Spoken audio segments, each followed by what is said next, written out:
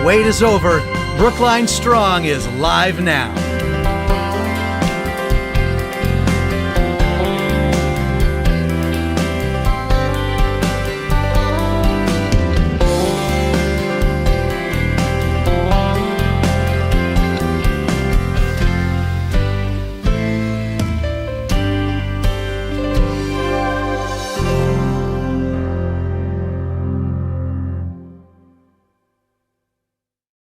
Hello, I'm Martha Huntley. Welcome to Brookline Strong, the HeartBeat sessions.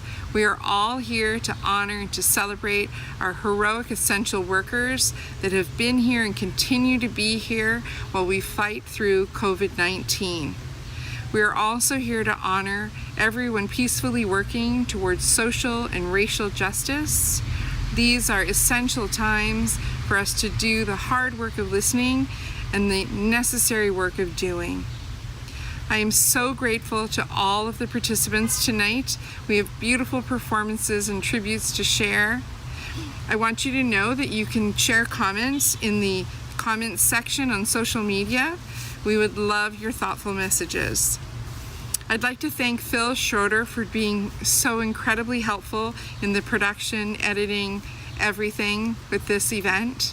And I'd like to thank Harvey Brofman, Deb Heffen, and Faith Michaels for immeasurable support, and I'd like to thank my family. I'd like us to take a second to think about all of the families that have been most hard hit economically by COVID-19. The Brookline Community Foundation has created the Safety Net Fund for donations to help those families. Before you settle in, I would like to introduce you to our Brookline native and incomparable Sophie Morgenstern. Have a great evening and thank you for being here. Thank you, Martha. I'm Sophie Morgenstern, Lawrence School and BHS alum, and I'll be your host this evening. Tonight's program, organized by Brookline Strong, is to benefit the Brookline Community Foundation Safety Net Fund. With the many heartfelt messages and performances sent in by friends of Brookline, tonight we honor our essential workers during this pandemic, as well as the continued fight for racial justice in our community and beyond. Let's start things off with a performance from Art Barn.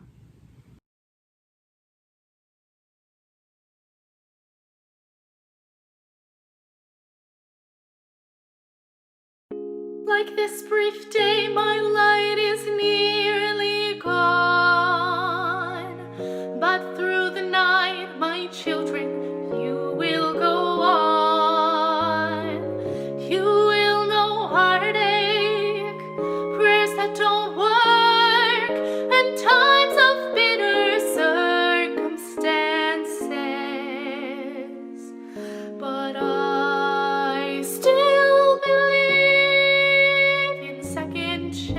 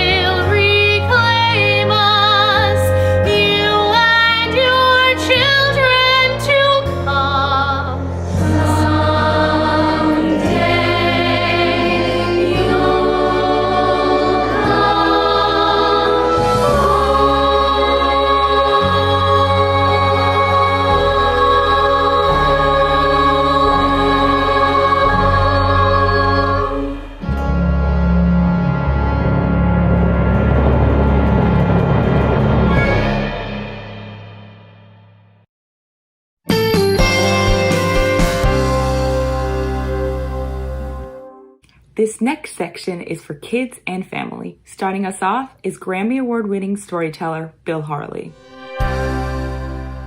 Hey Brookline families, this is Bill Harley. I'm recording this for you on Sunday, June 7th in support of the Brookline Community Foundation, a safety net fund to support those Brookline families most impacted by the COVID crisis.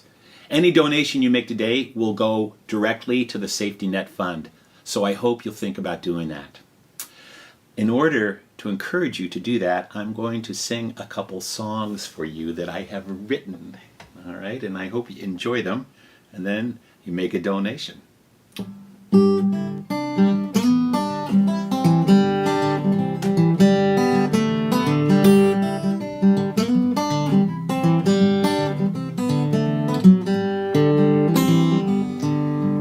My dad said, take a walk around the block. Put on your shoes and socks, take a walk around the block. You're driving me crazy and it's got to stop. Get outside and take a walk around the block. I walked out the door, I walked down the street. I said, how to do to everybody I meet. I got home about noon. My dad said, you're back too soon. Hi Dad, how'd you get back so fast? I ran. I said, take a walk around the block. Oh, okay. My dad said, take a walk around the town. Quit hanging around, take a walk around the town. You're driving me crazy with your running around. Get outside and take a walk around the town. I walk by the stores, I walk by the school, by the post office and the swimming pool. I got home about 1:30. My dad said, you can't be done, I'm back. Wait a minute, what? Did you run? Just once. When was that? The whole time. My dad said, take a walk around the land. Man, oh man, take a walk around the land. You're driving me crazy and I can't stand it. Get outside and take a walk around the land. I walked to the mountains, I walked to the shore. I walked through the desert, I walked a little more. I got home about 2:30. My dad said, you can't be through, I'm back. You did not walk around the land. Yes, I did. No, you didn't. Yes, I did. No, you didn't. Yes, I did. No, you didn't. Yes, I did. No, you didn't. No, I didn't. Yes, you did. My dad said, take a walk around the earth. Things are getting worse. Take a walk around the earth. You're driving me crazy and my head hurts. Get outside and take a walk around the earth. I walked through Asia and Europe too, from Tucumcari to Timbuktu. I got home about 3:30. My dad said, no, that cannot be. I'm back. You did not walk around the earth. Yes, I did, Dad. The elephants were great. Okay, that's enough of that. So were the anacondas. That's enough. So were the penguins. That's enough. So were the polar bears. That's enough. So was Mount Everest. My dad said, take a walk around the moon. Don't come back soon. Take a walk around the moon. You're driving me crazy, crazy as a loon. Get outside and take a walk around the moon. I walked past the clouds, I walked by the sky. I sat on moon, I watched Earth rise. I got home about 4:30. My dad said, what are you here for? I'm back. You did not walk around the moon. Yes, I did. No, you didn't. It's impossible. No, it's not, Dad. Other people have been around the moon, not some kid in sneakers. It's impossible. No, Dad, it is not impossible because it's possible. What? Yeah, it's possible. If you can do it, it's possible. If you can't do it, it's impossible. And I did it, so it's possible, not impossible. And something can't be possible and possible at the same time. That would be impossible, so it's possible and not impossible. Dad, what? Could I have a cookie? My dad said, take a walk through space. Get out of my face and take a walk through space. You're driving me crazy, run around the place. Get outside and take a walk through space. I walk by Mercury, walk by Mars. I walk by comets, I walk by stars. I got home about 10:30. My dad said, where have you been?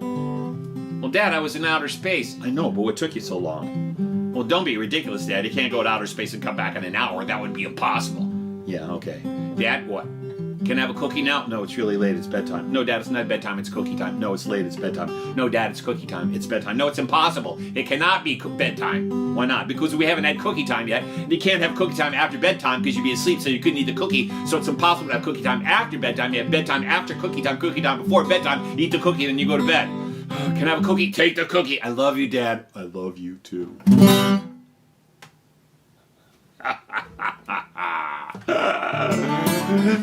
I'm going to do one more song for you. And this is a song I wrote a couple years ago, but it feels very apropos right now. Actually, it's always apropos. It's based on a line from Ram Dass, Richard Alpert, originally in Ram Dass, and he died a couple years ago, or last year, I guess. But we had this line on our refrigerator for a while, and I always loved it, and I finally wrote a song. It says, we're all just walking each other's home. We're all just walking each other home. And I think about what we're going through today, all the changes, the things that we could not have imagined, and people speaking up and wanting to make a safer and a more just world. And I'm reminded of this song that at the heart of all these changes we're going through, I hope that there's some kind of kindness, and that we keep that kindness in our hearts and how we speak to each other. And this song is for all of you, all of us, going through these changes together that we could not have imagined only a year ago.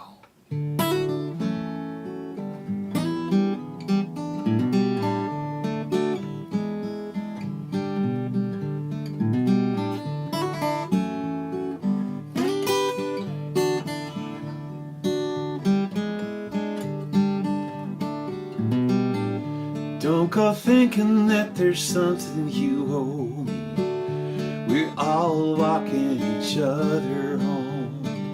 If you think I'm keeping score, then you don't know me. We're all walking each other home. I know you're blue.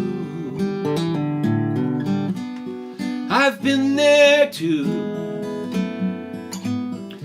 Don't go thinking that you're all alone. We're all walking each other home. You know we're all walking each other home.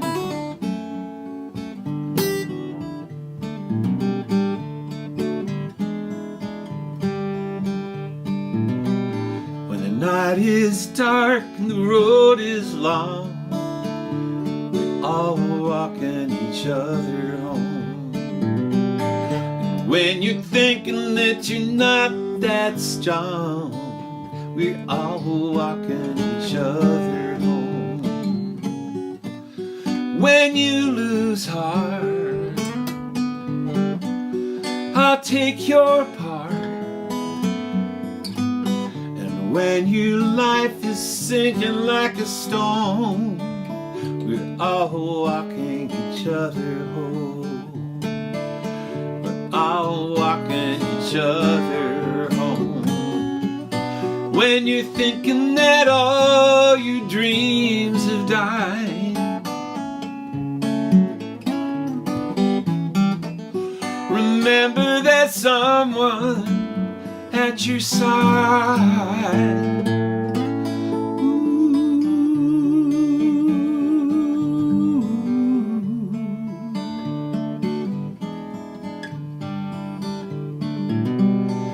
When we stumble and we lose our ways, we're all walking each other home. And when we're dreaming of some brighter days, yeah we are, we're all walking each other home. When you can't stand, reach out your hand. 'Cause deep inside haven't we always known, we're all walking each other home. You know we're all walking each other home. When you can't stand, just reach out your hand. And when you lose heart, Don't you know I'll take your part? Because we're all walking each other home. Take care of each other, will you? I'll see you around. Thanks, Bill. Next up is Brookline's own Avery Hart, 7th grader at Pierce School.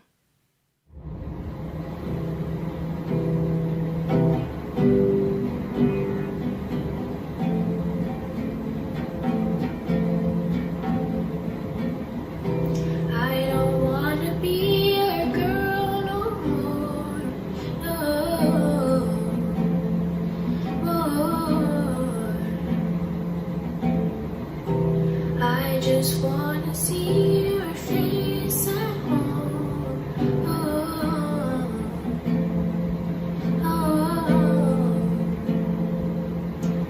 You can do me right, so I decide that I don't wanna be a girl no more, no, I just wanna see you up and down, out of the door.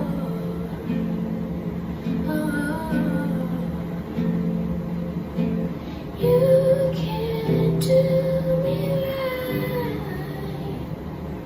so I decide that I don't wanna be a girl no more, no,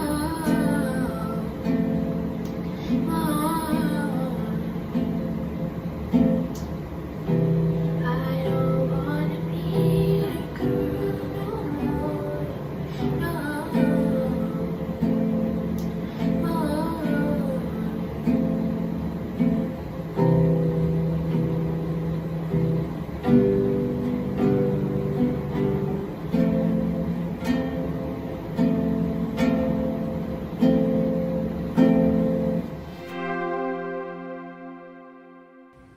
A neighborhood that sings together, stays together. Next up, we have the Greeks Road Neighbors with a song, followed by Veer Peters with an international shout-out. Then, the Feldman Kids have a dance.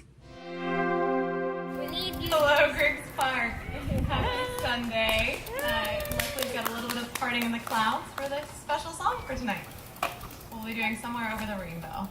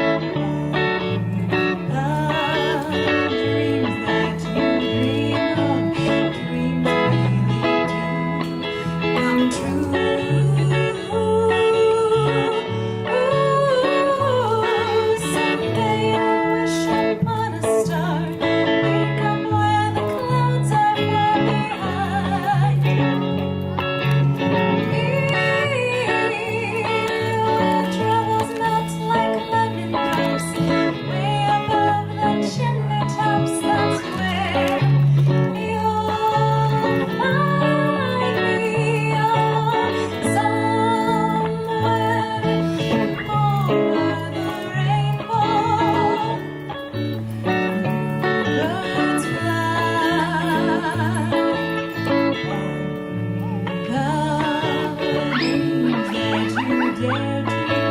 Why, oh why can't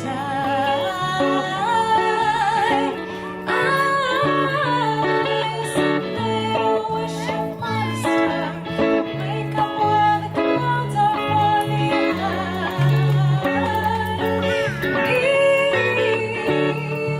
Troubled nights like lemon drops lay above the chimney tops. That's where you'll find me on somewhere over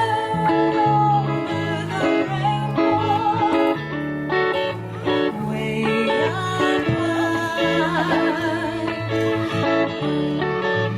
high. Dreams that you dare to fly, and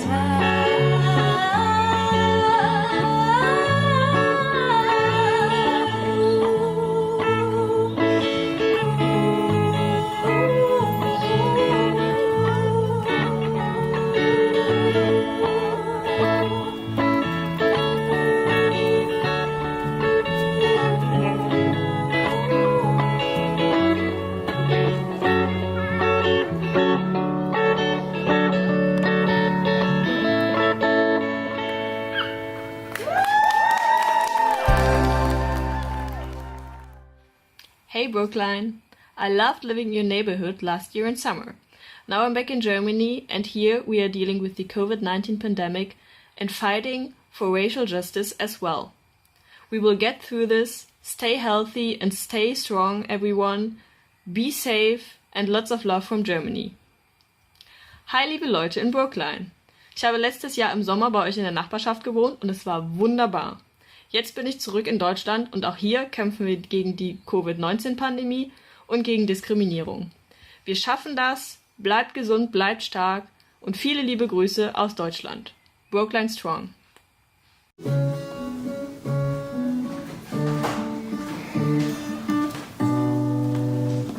Hi, my name is Justin Feldman. I'm Indy Feldman. And I'm Callie Feldman. We would like to thank all the essential workers for keeping us safe during COVID. We would also like to thank everyone who's peacefully advancing racial justice. My sisters are going to perform the Dance of Gratitude.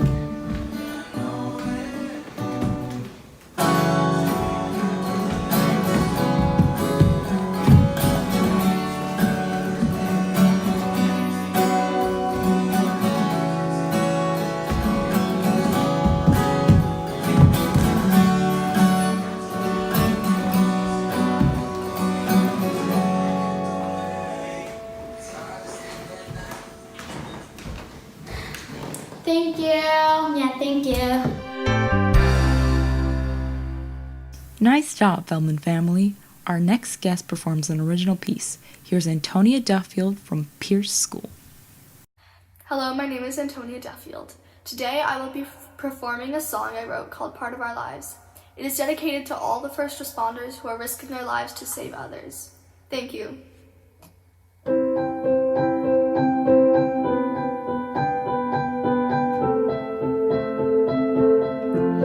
It feels like the whole world is frozen in time, and this is the craziest thing in my life. I feel like we're all just falling out of line, but we aren't alone in this fight for peace. People are risking their sanity to help our friends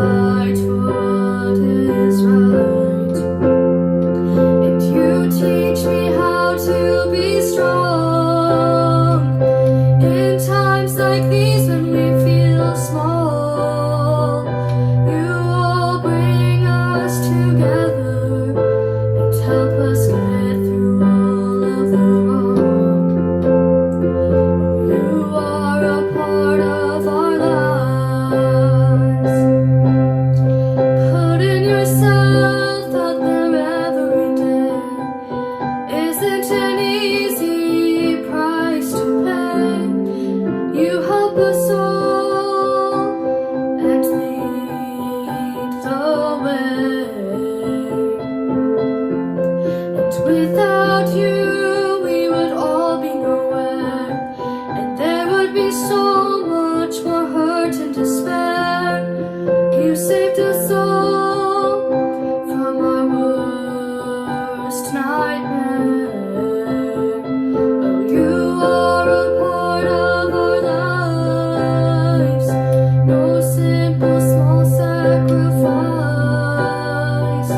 Everything you do inspires me to fight for what is right. And you teach me how to be strong in times like these when we feel small. You all bring us together and help us get through all of the wrong. You are a part of our lives. No simple small sacrifice. Everything you do inspires me to fight for what is right. And you teach me how to be strong in times like these when we feel small. You all bring us together and help us get through all of the wrong. You are a part of our lives.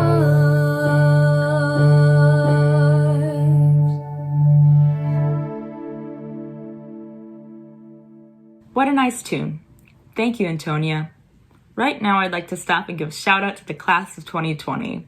This includes Brookline 8th graders, high schoolers, and college students alike. Congrats to you all.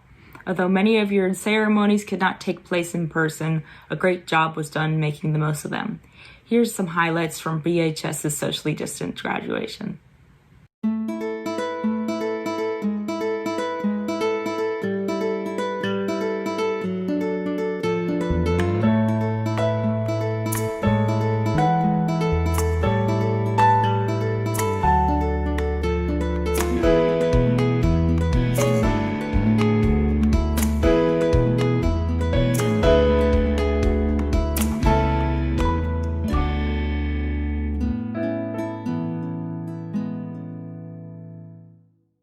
Hello, Brookline.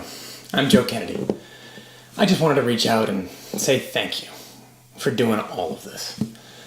We are facing some incredibly challenging times in our country. A pandemic that continues to take lives in Massachusetts, an economy that is desperately trying to restart, and a needed reckoning over this country's legacy of racism and oppression. It's now playing out in our streets. We are angry, we are anxious, and we are grieving. But this moment will not break us. It will define us. If each of us stands up and does our part to build something better for our future. That's why I want to thank all of our frontline workers and all of our essential workers.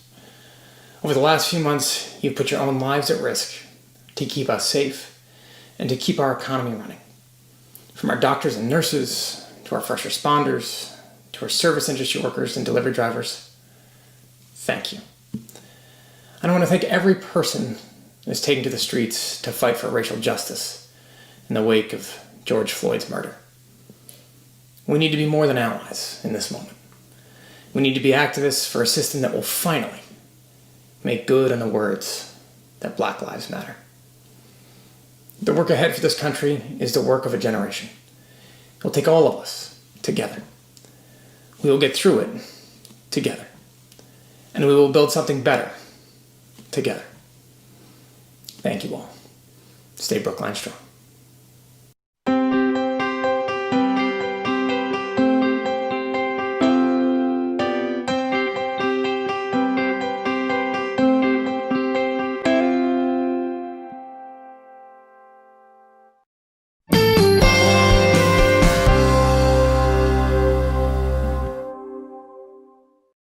Hi everyone, everyone, it's me, Pluto.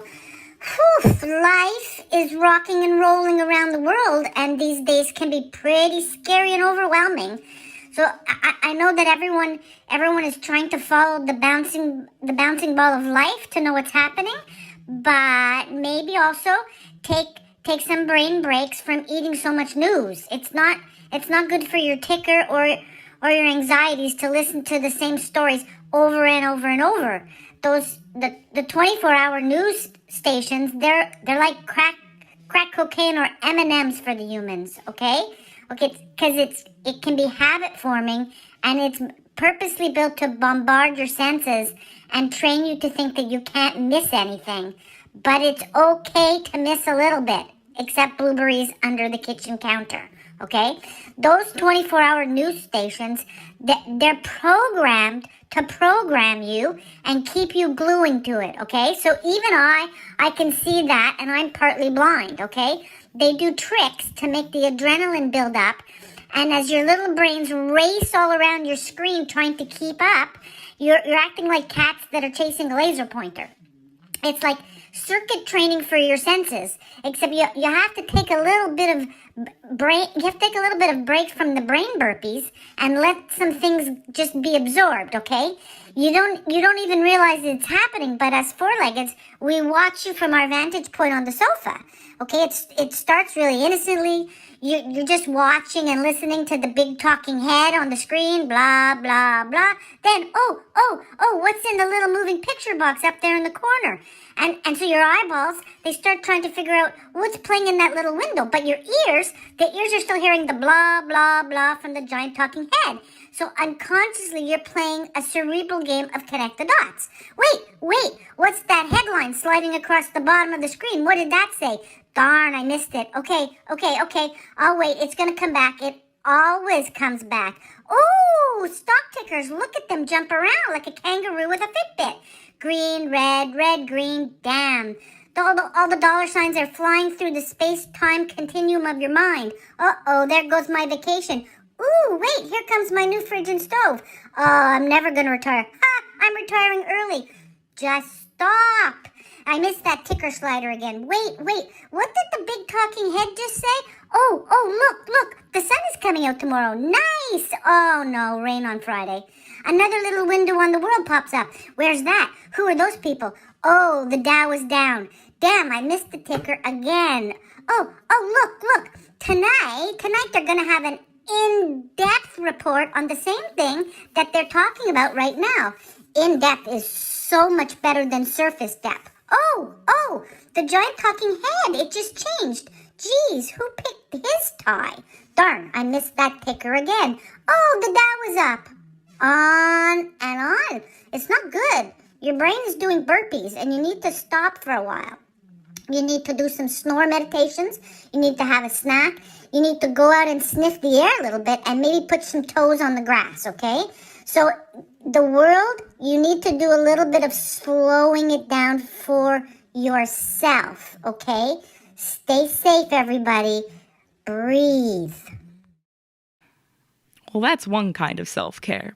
Joining us now is someone who really knows a thing or two about taking care of yourself in quarantine. Here's Brookline's Public Health Commissioner, Dr. Swanee Jett.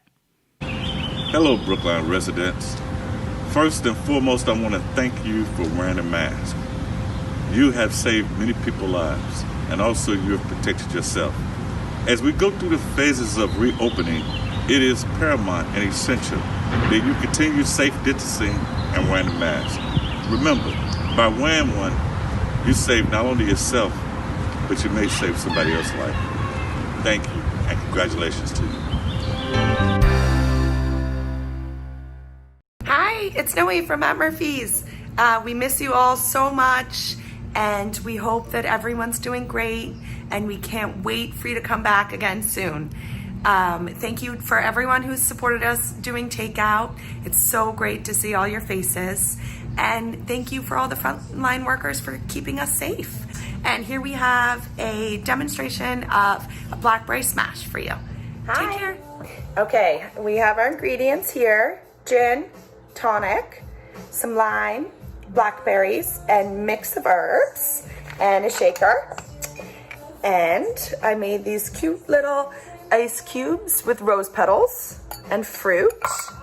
That's optional. So, this is a serving just for one. This is a little shaker, but I'll give you an idea here. Actually, I realize I should probably measure for people who don't make cocktails every day. So I would say if you're using a measure, which I don't have at home, oddly enough, put 3 or 4 ounces for COVID. We're gonna need it. So gin there. And then squeeze your limes in. Lovely. And the blackberries and the herbs. Any herbs are fine. I like to use a mix. I have mint on my patio. There we are. And then, oddly enough, I put a little pepper. Gin has a ton of botanicals and spices in it, so I think pepper goes lovely. All right. Give it a really good shake.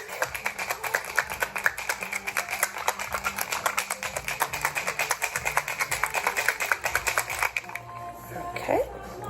And then you can decide whether to strain it out or dump the whole thing in, depending what you like. If you like all the chunky bits in there or you don't.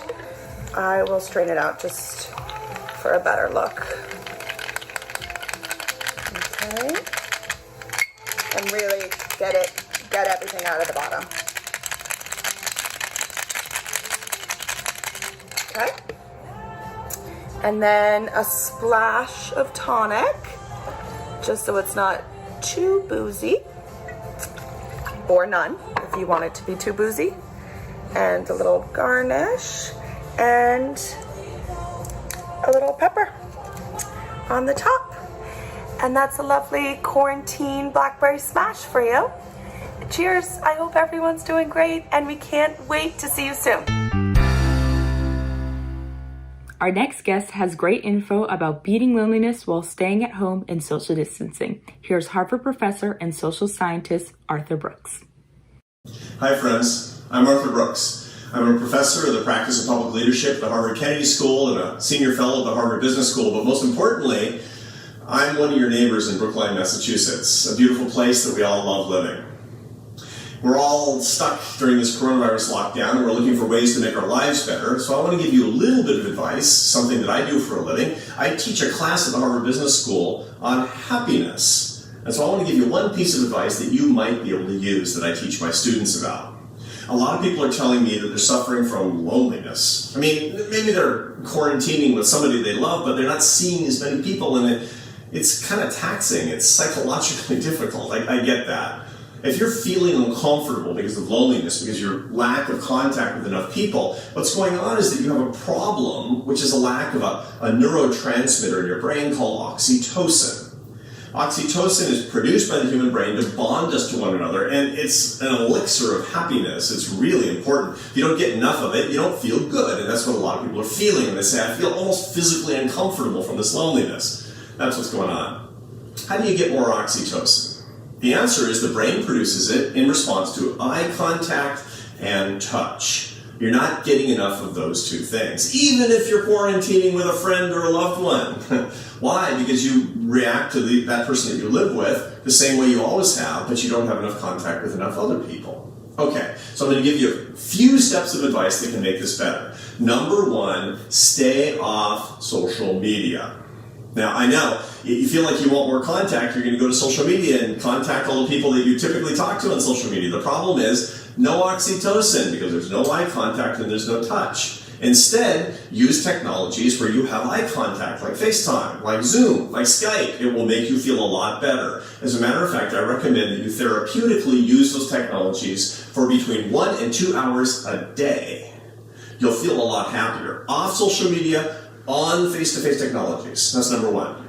Number 2 is more touch. If you are lucky enough to be quarantining with another person, you need to touch that person more. There's a guy that I do work with in California, and he He's the world's leading expert on blood oxytocin levels. He says that oxytocin is max at its maximum level when you hug somebody for 22 seconds. You know what that means? That means somebody you're quarantining with needs, and you need a 22-second hug every 2 hours. Okay? That's the prescription for you. I know it's going to feel weird at first, but you're going to like it a lot. Trust me. Now, the other thing, by the way, if you're quarantining by yourself but you got a pet, there's great research that shows that when you pet your dog and look them in the eyes, you get oxytocin, and so does your dog. We were evolved in parallel. It's one of the great miracles. So in other words, it doesn't even have to be a person, but you need more eye contact and you need more touch. Those are the two things that you really need to do while staying off the technology that actually makes things worse. I hope this is helpful. I hope that you stay happy. I hope that you stay healthy. I hope to see you at the supermarket. We'll make eye contact with each other here in Brookline if we do. Special shout out today to all the people who are keeping us safe and healthy, our healthcare workers. There's so many of them who are neighbors here in Brookline. And I'm hoping that your life gets better. We learn some good practices, and who knows, maybe we can come out of our lockdown better than we went in. See you around town. Next up, we have some simple yoga moves from our friends at Inner Space.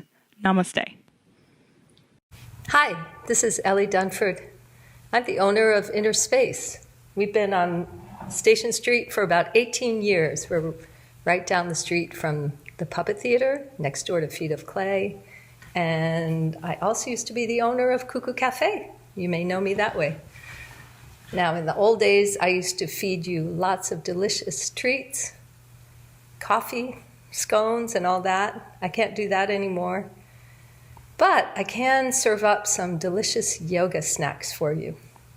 I have some wonderful teachers that teach at Inner Space for so long, and we have classes that we offer online. It's been difficult times for all of us. Half of our business is gone because we used to have lots of parties here. Thousands of people over the years have come and had big celebrations, bar mitzvahs, weddings, birthday parties, all sorts of things. We had kids yoga and kids music. All of that is kind of on hold right now. However, we do have yoga. And yoga is going to get us all through this. I'd like a big shout out right now for our essential workers and for Martha for creating this wonderful vessel in which to put all of our gratitude, to pour out our hearts for our essential workers. And just like on Friday nights, when we bang all the pots and pans, this is for you guys, essential workers. I'd love to offer you all a free yoga class. So from me to you and our little lady here, we'd like to send our gratitude and love. And next, I would like to introduce you to our fabulous yoga instructor, Annie Hoffman, who's been teaching for decades. She's going to offer up some wonderful yoga snacks that's good for anybody. So enjoy the treat and get through this safe. We love you. So if you feel like standing up, the first yoga snack is going to be an energizer. So simply taking your arms from your sides, overhead, and back out to the sides. Say 10 times, something like that. Inhale, arms up. Exhale, pressing arms out to the side and down. Inhale to lift. Exhale to spread. So we get that vertical lift and that horizontal expansion. 2 more like that. Inhale, arms up. Exhale to spread. Inhale, arms up. And exhale to spread. So that's a mood elevator. It builds optimism.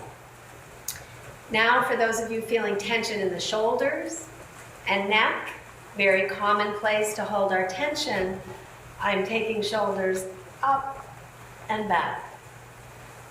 Forward, up and back. Greasing the joints. Greasing the joints. Then you might add your elbows. Flapping your arms a bit like wings. Spreading the arms wide. As long as you have 6 feet between you and your next person here, why not take up space? I just went black. So spreading, spreading. Circling, circling. 2 more like that. Nice. Next, if you're feeling a little sluggish and need help digesting, just take a chair, any chair, sitting in your chair. Walk your feet around to one side, turning to the back of the chair, and turn more. Let your head be a passenger on the spine, so the head is not initiating. Turning with my torso, and then using my arms to help, and letting the head go for a ride. When you think of the organs of digestion, they're like sponges. So the way you squeeze a sponge to refresh, twists are helpful with digestion. And finally, to calm the mind, to cool the brain, I'm going to take my knees wide, and from the chair, I'm doing a forward bend. Pretty sure most of you will be able to bring your hands onto the floor, and then release the head, and let the head hang. This is lovely for the neck to let go, for the brain to have that cooling feeling. And you can rest there, even for 3-4 breaths will be helpful. When you come up slowly, and just see how is it now. So we have energizing snacks, we have rolling the shoulders, we have twisting for digestion, and then forward bend, inversion for calming. So may your body be at peace. May you practice self-care and peace and blessings internally and externally. Thank you.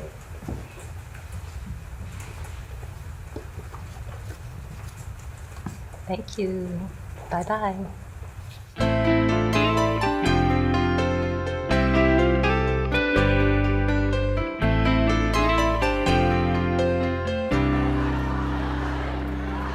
Brookline Strong stands in solidarity with the Black Lives Matter and Wake Up Brookline protests. Though we have a long ways to go, our community and nation are slowly starting to change for the better. Here's what's been happening on the streets of Brookline.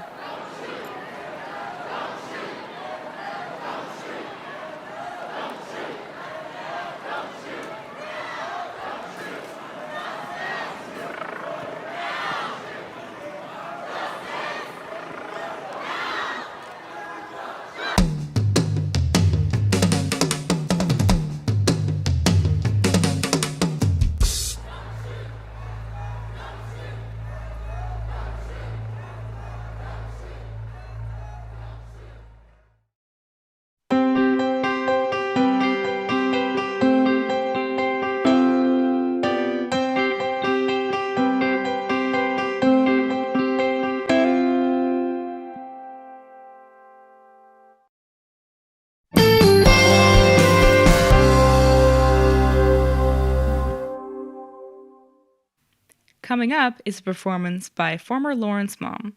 Sending her love from her home in the Netherlands, this is Livia's mom, aka Louise Alexandra Koopman. Hi, I'm Louise Alexandra Koopman, and I'm honored to contribute to these HeartBeat sessions, as my heart beats for Brookline strongly still, even though we moved away a few years ago to the Netherlands.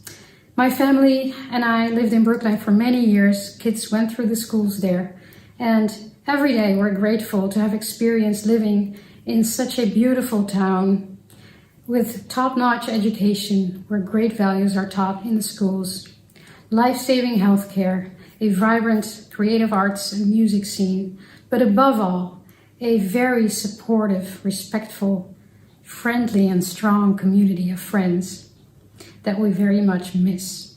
Every day I think of Brookline, and my thoughts, especially during these trying times, are often on your side of the ocean. We're weathering the same storm, even though we might be in different boats, all of us. So today I wanted to sing a song for Brookline, because I've never really left. My wonderful friend and pianist Doug Hammer will play for me from just up north of Brookline.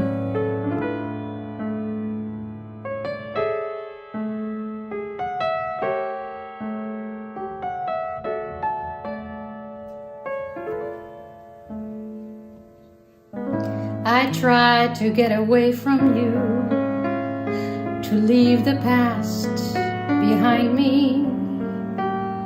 I went on trains and boats and planes where love could never find me. But oh, my dear, however far away I flew, no matter where I traveled to, I never went away from you. I never went away.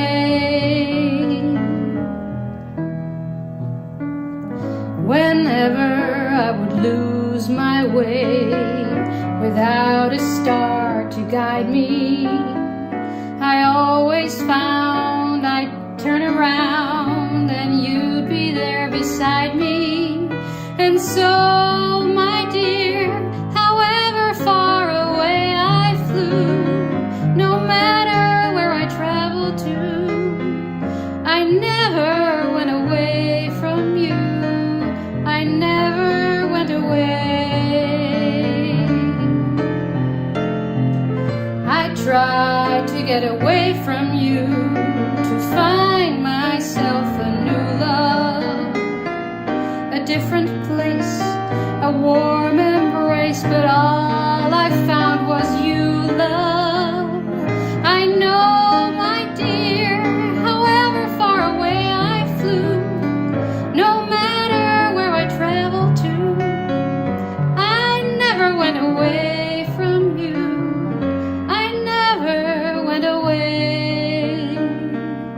I never went away.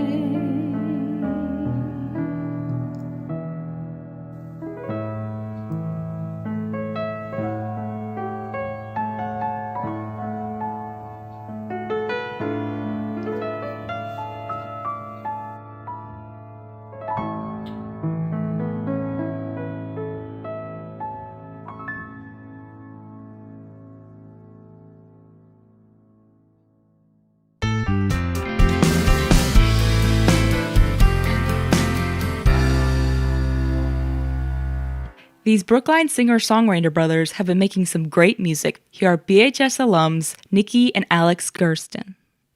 Hey everyone, I'm Alex Gersten. I'm Nikki Gersten. And we are Brookline born and raised residents coming to you live from our parents' garage. We wanted to say thank you to the Brookline Community Foundation and all frontline hospital and health workers and essential workers. This one's for you.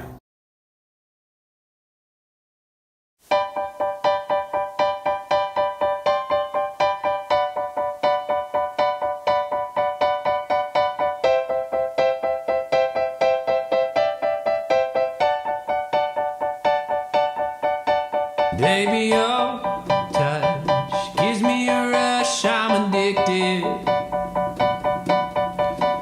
And now, know that you came from above, I got it twisted. Oh, your lust covers up like a glove, but I still wear it. And now, stuck, fighting for love, I'm enlisted. I can't seem to let you go. The self-made cancer, I let you grow. Made of reason that gives me hope. I don't mind, don't mind, don't mind.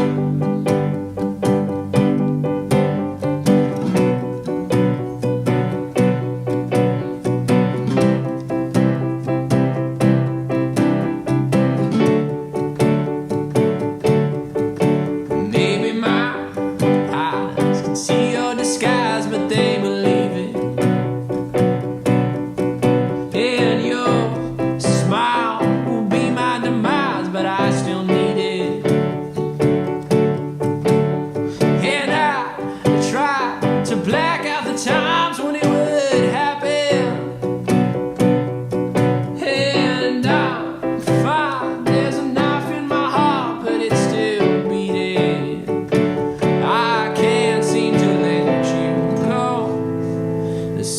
cancer I let grow, made of reason that gives me hope. But that's why I'm blind, I'm blind.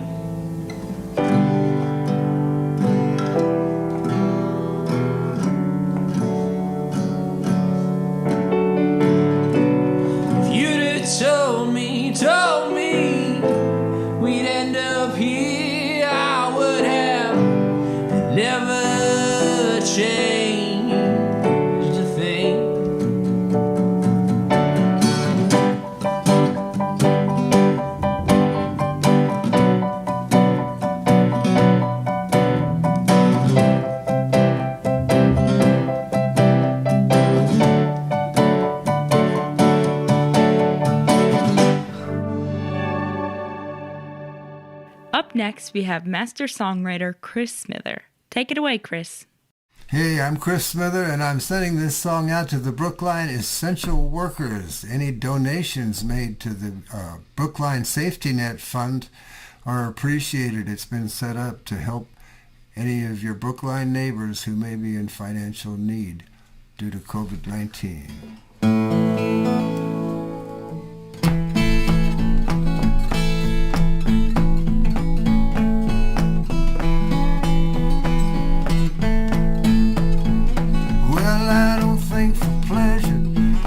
Hard not to do. My thinking is the measure of how much I need a clue. I'm still flying blind, hoping I might find a way to stop my thinking, open up my mind. I don't see too clearly, I wish you'd show me how. Seeing is believing, and I believe I need it now. It comes as no surprise, I can't analyze my usual refusal to open up my eyes.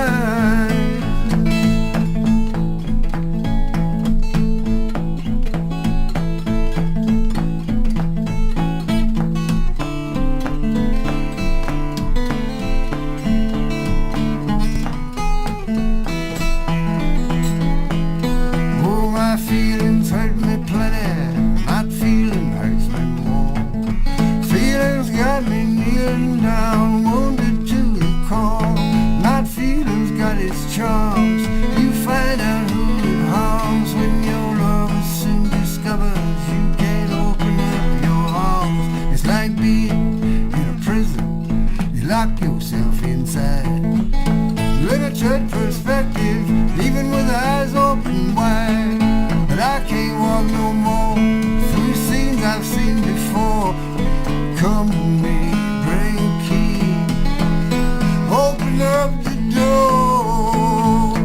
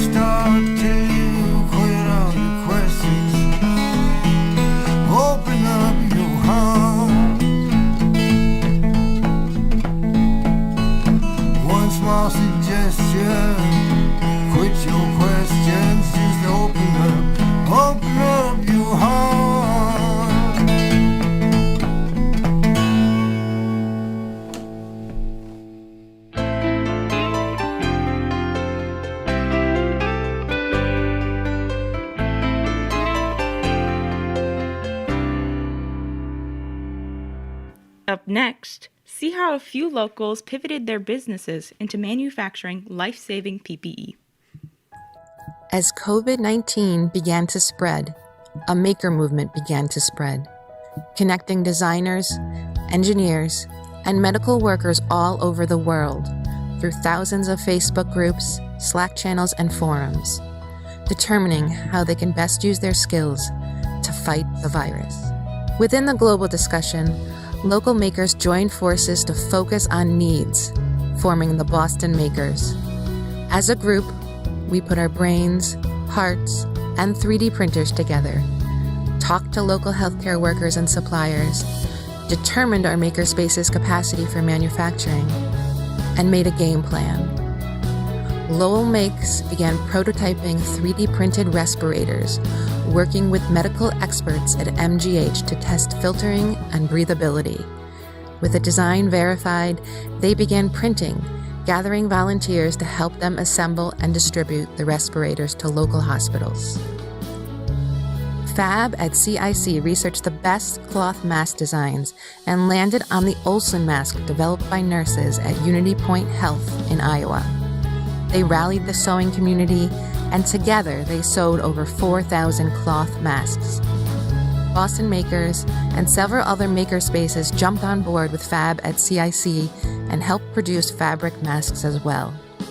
So too did the South End Technology Center, who started the PPE for People campaign, providing masks to some of the most vulnerable people in our community, such as the homeless, those in assisted living facilities, and essential workers. Artists Asylum put an immense amount of energy into manufacturing PPE. They formed groups to work on each type of PPE, from face shields to face masks to full body suits and even gloves. After their initial prototyping, they recruited volunteers to begin production of their most promising products, face shields and suits. We at the Makery began designing and prototyping face shields and masks, and ultimately determined that we would be best suited as a hub for assembly and distribution. We set out to form partnerships so that we could begin bringing PPE parts together and getting them in the hands of those who need them most. Our first major partners were Micah Nelson and Susan Kistler, who reached out to connect us to their organization, Masks for Docs. They were working to connect individual makers who could 3D print PPE in their shops or homes to central locations for assembly and distribution. We would become the primary central location in Massachusetts. Soon after, we met Faith Michaels.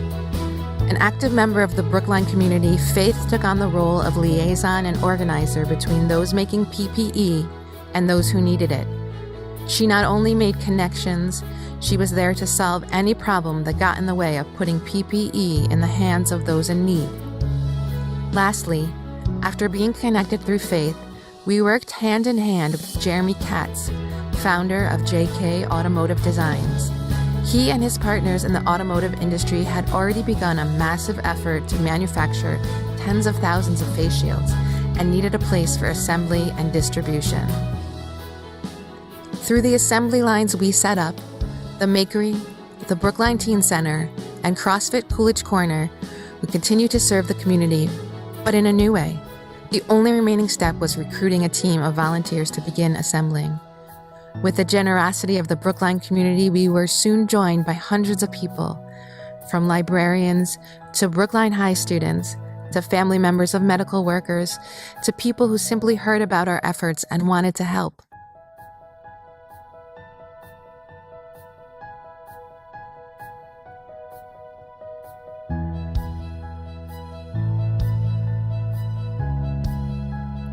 Thanks to these incredible volunteers, we assembled 32,000 face shields in 1 month.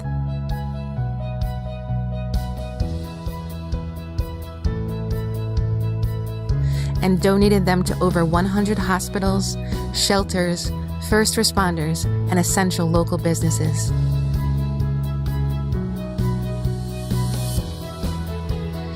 The effort has been proof of the incredible strength and generosity of the Brookline community. And we hope that this strength will lead us towards a future of positive change on all fronts. Thank you from the bottom of our hearts to all of our volunteers. A special thanks to Faith Michaels, Jeremy Katz, and all of the Boston makers who made this possible.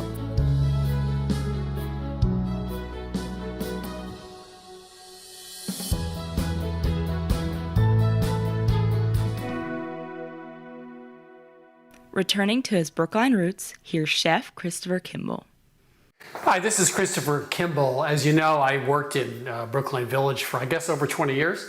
I miss it. It's a lovely, lovely place to be and to work. I also want to thank those of you who have worked in hospitals, friends of ours work at Mass General, for example, putting your own health and life at risk to help the rest of us. We're just enormously grateful that you showed up every day. I just want to say thank you. This is a recipe from the Middle East called mahadra. Just a few basic pantry staples you can make on weeknights or on weekends. It's one of my favorites. Just a great thing to know, and you actually don't need a recipe. You know, after 40, 50 years of cooking, I finally started to understand some of the underlying basics and recipes. I call them master recipes. And let me give you an example. Years ago, I was chatting with Julia Child about custards, creme caramel, for example. And she said, oh yeah, that's, you know, a cup of dairy with 2 eggs. And I started looking at all my recipes for custards, like pumpkin pie's a custard. And it's a cup of dairy for 2 eggs. So she understood that underneath all these recipes that seem so different, there is a formula. So today I want to give you a very similar formula that is one that's going to be incredibly helpful to you. You can cook this recipe anytime you want out of standard pantry ingredients, and all you need to know are 3 numbers. But before we get to that, a little bit about how I discovered this recipe. It's called mahadra. It's lentils and rice with caramelized onions. And I was visiting with a guy called Hussein Hadid. He's co-owner of the Umi restaurant in Beirut. And he took me up to his apartment, which had a wonderful view of the city. And he made lentils and rice with caramelized onions. And he had 2 kids, 9 or 10 years old, a boy and a girl, and it was one of their favorite foods. He said it was comfort food, but for me, it's everyday food. It's absolutely delicious. Now, Beirut is an interesting place. You see Kentucky Fried Chicken signs, you see Fred Astaire dance studio signs, believe it or not. Has worse traffic than LA. It's absolutely unbelievable. But it's gorgeous. It has flowing hills that come right down to the Mediterranean. It was actually the Garden of the Middle East. It's still a little war-torn. You can see bullet holes in some of the buildings. There are police checkpoints. But the people are fabulous, and the food is just absolutely extraordinary. So how do you make mahadra? Well, you start with the lentils. Now, I have a problem with lentils. Now, there's red lentils and yellow lentils, of course, and when you cook them, they turn into mush, and they're great for soups or dal or whatever. They're French lentil de Puy, which are very small, very dark green, and those are harder. They never get fully soft, and you don't want those. In between are what they call brown lentils or green lentils, and I defy you to go to the supermarket and tell the difference. The brown ones look a little green, and the green ones look a little brown. They're larger than lentil de Puy, and they're fine. So you can use either for this recipe. So here are the numbers. 5 cups of water, 1 cup of lentils, 1 cup of rice. Put the water in a large pot, add a tablespoon of kosher salt, coarse salt. You can also add spices here, a couple teaspoons of ground cumin, maybe a half teaspoon of ground allspice or coriander. Throw in a few smashed garlic cloves if you like, and bring that to a simmer. Add the lentils and cook about 10 minutes. They should not be fully cooked. They should still be a little chewy in the center, but the outside is starting to get soft. Add the rice, the cup of rice, usually basmati. In this case, I use jasmine. That's what I happen to have around. Basmati is probably a better choice. It'll hold its toothsomeness a little bit better. Cook it 20 to 25 minutes, and you want the top on in a very slow simmer, like you would cook rice. When the liquid is absorbed, take it off the heat. Take a kitchen towel, fold it, put it over the top, make sure it's not hanging down to the burner, and put the top on and let it sit 10 minutes. Meanwhile, you caramelize your onions. Make as many onions as you have. There's no point in doing a small batch of this. I use 6 or 7 small to medium onions. About 1/3 of a cup of olive oil or any cooking oil is fine. I'd like to caramelize onions in the low to medium, keep it on the low side so they don't burn. It'll take you about half an hour or so, get them nice and caramelized. Put them on a towel-lined plate, sprinkle some salt on top, and now you're ready to go. The rice and lentils are fully cooked. Take them out, serve them, put the caramelized onions on top. Some chopped scallions or chives are nice. You can also add a little bit of yogurt. Now for variations, you could start the recipe by sauteing the lentils with some onion or garlic if you like, sort of like a peel off, a little bit of oil. But it's a very simple recipe. It's got 3 measurements. 5 cups of water, 1 cup of lentils, brown or green, and 1 cup of rice. And in under an hour, you have an absolutely fabulous meal, and it's all from your pantry. Hi everyone, I'm Raymond from Lebanon, and I spent last September in Brookline rotating at the Brigham and Women's. I'm back in my country now, and we're also fighting the COVID-19 crisis. And we are also seeking racial justice and all kinds of social justice. So we're with you till the end. Okay, keep fighting. وإن شاء الله كل شيء بيكون منيح ومنخلص من كورونا وبتتحقق العدالة الاجتماعية. Okay, love you Brookline.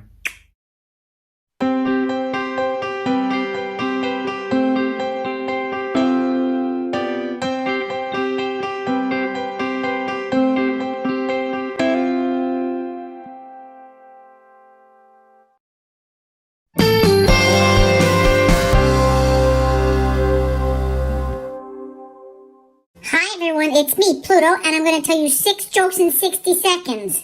What do you call a dinosaur that's sleeping? A dinosaur? Okay. What did Batman say to Robin before they got in the car? Robin, get in the car. Okay, how many tickles does it take to make an octopus laugh? Tentacles. Get it? 10 tickles. Okay. What do you call a Frenchman who wears sandals? Philippe Philop. Okay, what do you call a hippie's wife? A Mississippi. Okay, last one. What do you call a magic dog? A Labracadabrador. Okay, go tell your friends 6 jokes in 60 seconds, because God knows you have the time, okay? Bye. Around the world, she's known as Aunt Lydia in The Handmaid's Tale, but here in Brookline, we know her as Anne. Give a welcome to Emmy Award-winning actress Ann Dowd. Good evening. My name is Ann Dowd. I was raised in Massachusetts. My sister lives in Brookline. I would love to send to you my sincere thanks for your profound service and goodness to those in need during this very difficult time. It takes so much courage to do what you're doing. I don't even know what it's like, but I do know how deeply I am grateful to you. My prayers and my wishes for the very best for all of you and your families. With love and thanks, Anne.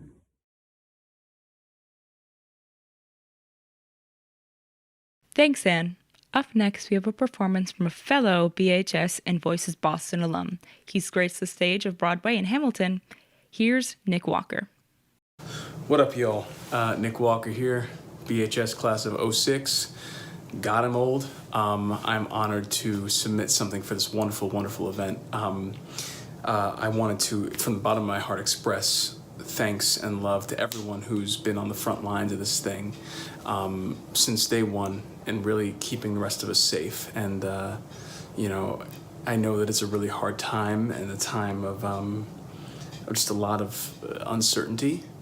But I think that this is definitely a time for dreams and for just still believing in the things that make you happy and give you joy. And so the song that I'm going to share with you today is one of my favorite songs about that very thing. So let's push play on this thing and we'll get started.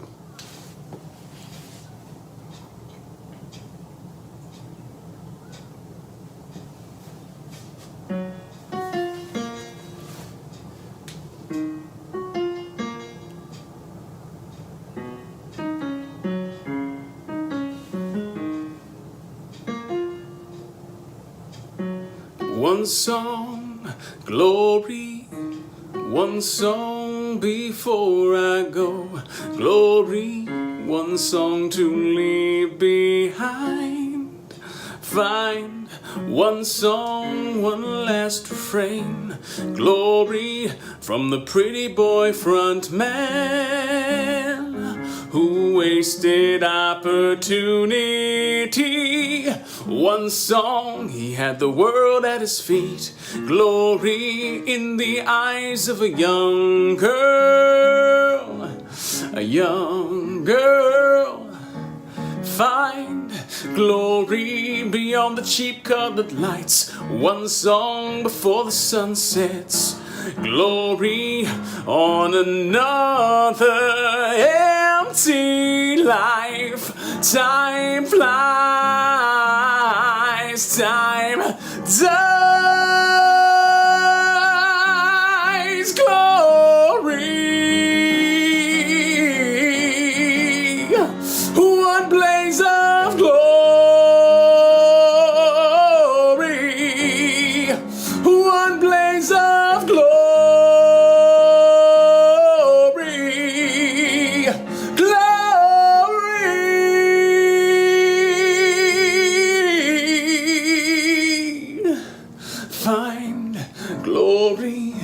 In the song that rings true, truth like a blazing fire, an eternal flame. Find one song, a song about love, glory from the soul of a young man, a young man. Find the one song before the virus takes hold. Glory like a sunset. One song to redeem this empty life. Time flies, and then no need to endure anymore. Time dies.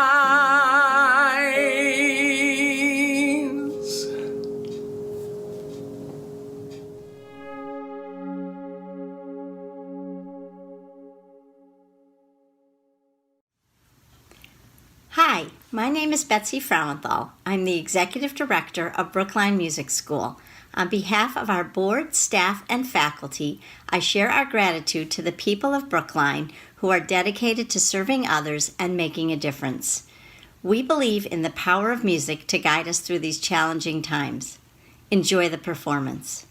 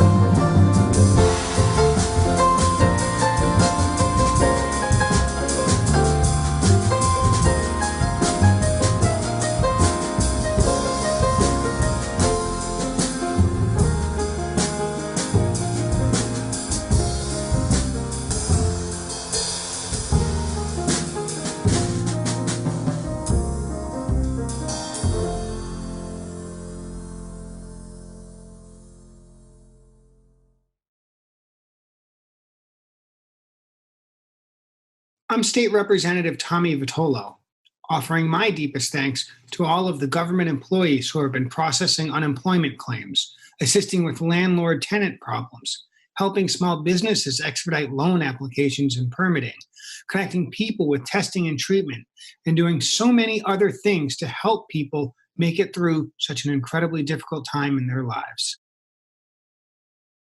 Hi, I'm Sophia Chang from Guatemala, and I'm a doctor. I love living in Brookline while I'm rotating at Boston Children's Hospital. I'm in Guatemala City, and we're all dealing with COVID-19 and seeking racial justice. Hola, soy Sofía Chang, soy de Guatemala y soy médico. Me encantó vivir en Brookline durante mi rotación en el Hospital de Niños de Boston. Estoy en Guatemala y estamos también luchando en contra del coronavirus y buscando justicia racial.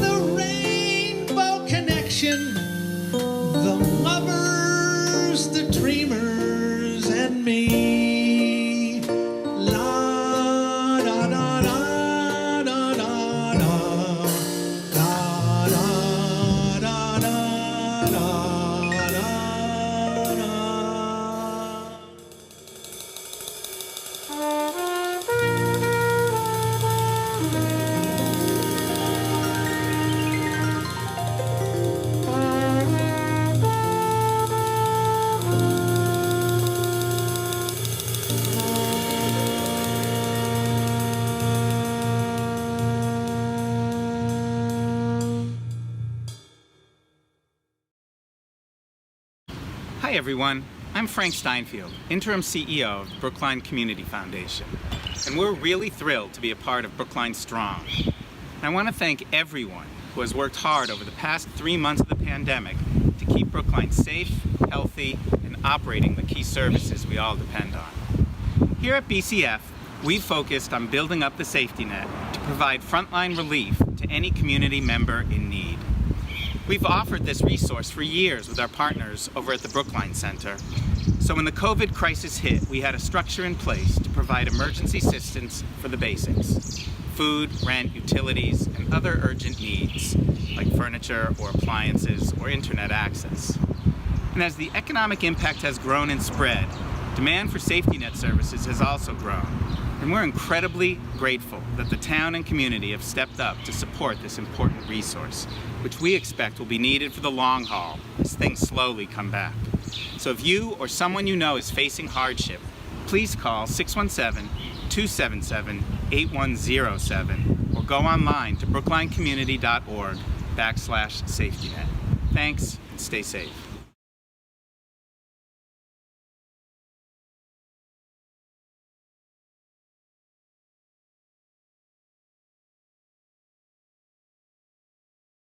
Now, we have a poetry reading from Brookline's own Poet Laureate, Tzvi Sessling.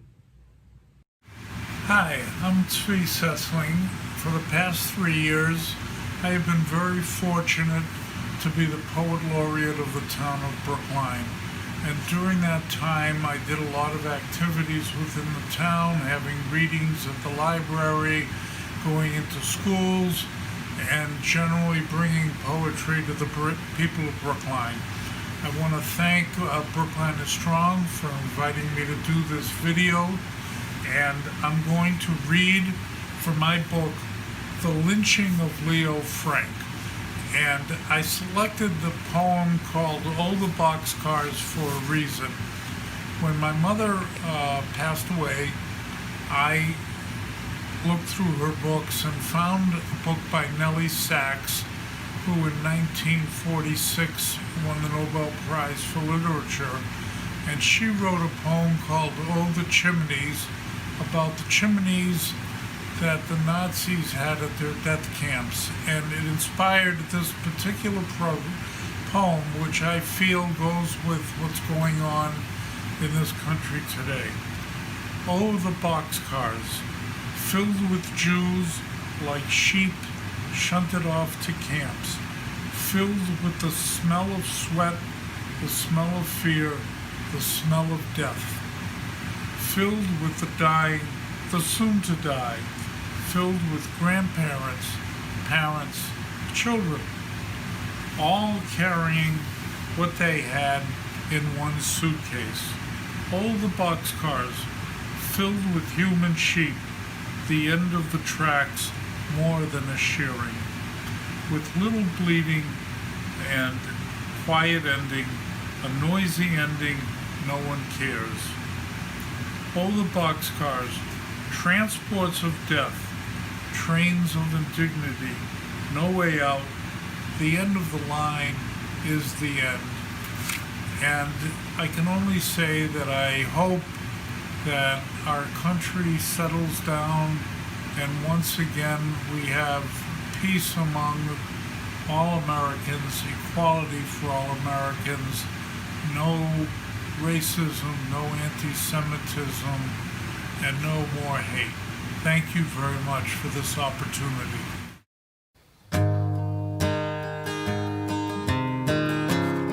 Hi everybody, I'm Dan Navarro from Los Angeles, California. In early April, Rebecca Sanford of McLean Hospital in Belmont, Massachusetts and I co-wrote a brand new version of the song the late Eric Lowen and I co-wrote in 1984 called We Belong. That was a big hit for Pat Benatar. In Rebecca's and my new version, we pay tribute to the healthcare workers at McLean Hospital for their dedication, strength, and courage in putting themselves on the line to fight COVID-19. I'd like to share that with you now.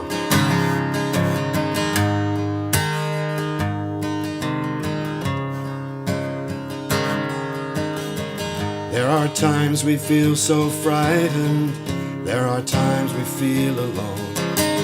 In the darkness there is always a light ahead to lead you home. Don't want to have you feeling this is something we can't do. Our work is our commitment, spreading signs of hope to pull you through. We belong to the light, we belong to the thunder. We belong to a spirit of strength as we lean on each other. Whatever we deny or embrace, for worse or for better, we belong, we belong, we belong together.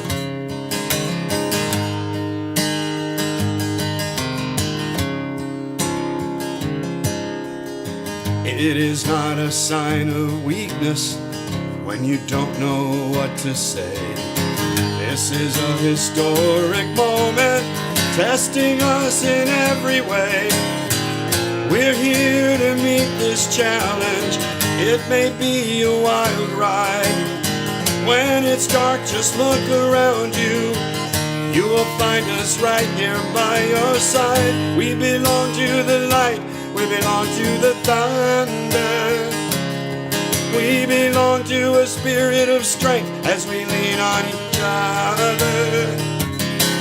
Whatever we deny or embrace, for worse or for better, we belong, we belong, we belong together.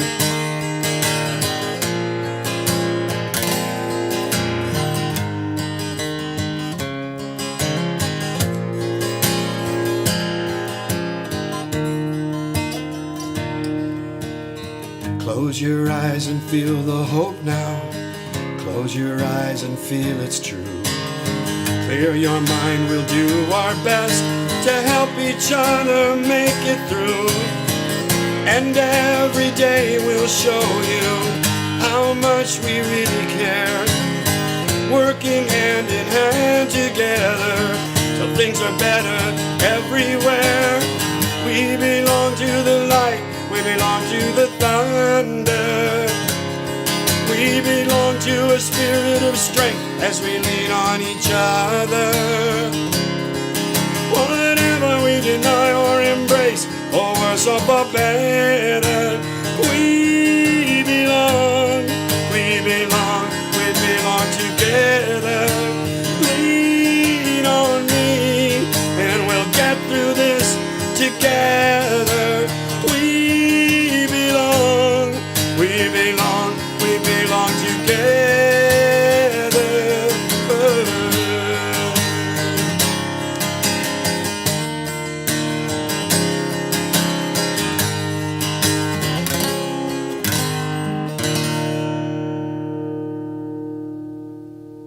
Keep the faith, Brookline.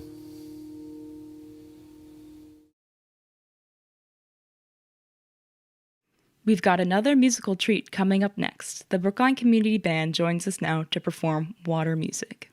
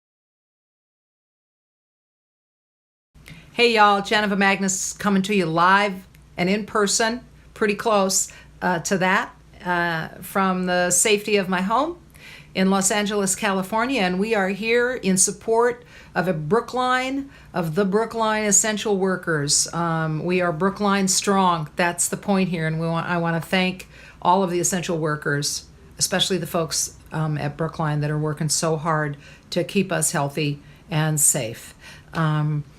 We are accepting donations on this YouTube live stream, and there'll be a link, I'm sure, in the feed for the Safety Net Fund in support of brooklinestrong.org and all the Brookline essential workers. So this next tune here is a little song about being grateful for what you got. I know we've all had to rethink a lot of things, and this one's called Eat the Lunch You Brought.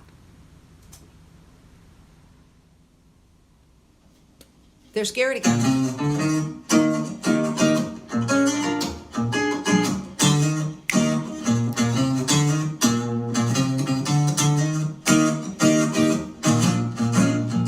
Oh yeah. I say it's too damn bad the way my life turned out this morning. Yeah, it's too dang bad it hasn't changed by this afternoon. You know it's criminal and it's cruel. I'm out there working like a mule, while some fool up the hill is sucking on a silver spoon. Look, I met a man last night. He had everything I wanted. Oh, yeah. Didn't have a care in the world as far as I could tell. And at the moment of this reverie, I just started wishing someone else was me. A little old man jumps up, begins to yell. He cried, eat the lunch you brought. Take your mind off what your neighbor's got. Don't put your money on the shelf. Leave your sandwich on the table alone. You know you make a mistake when you're tasting that other man's cake. Got to get yourself a stomach ache. You'll have to go home.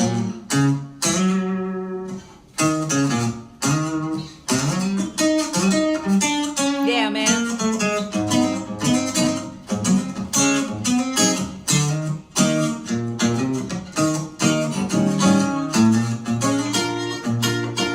Oh, yeah.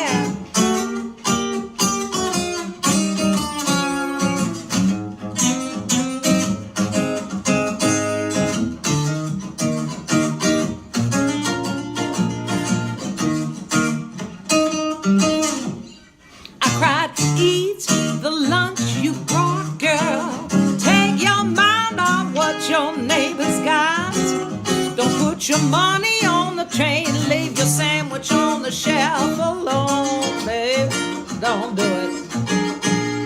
You know you'll make a mistake while you're tasting that other man's cake. Bound to get yourself a stomach ache. You'll have to go home.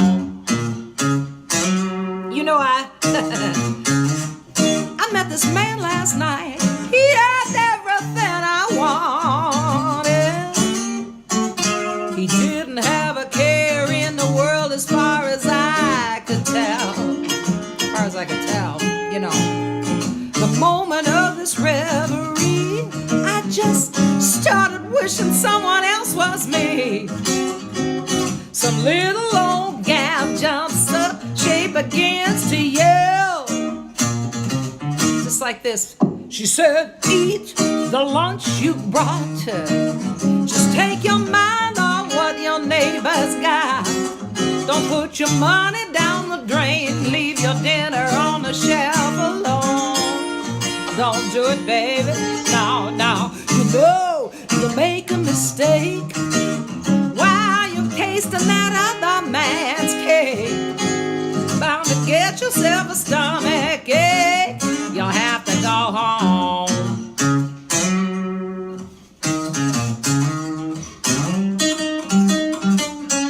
Oh yeah.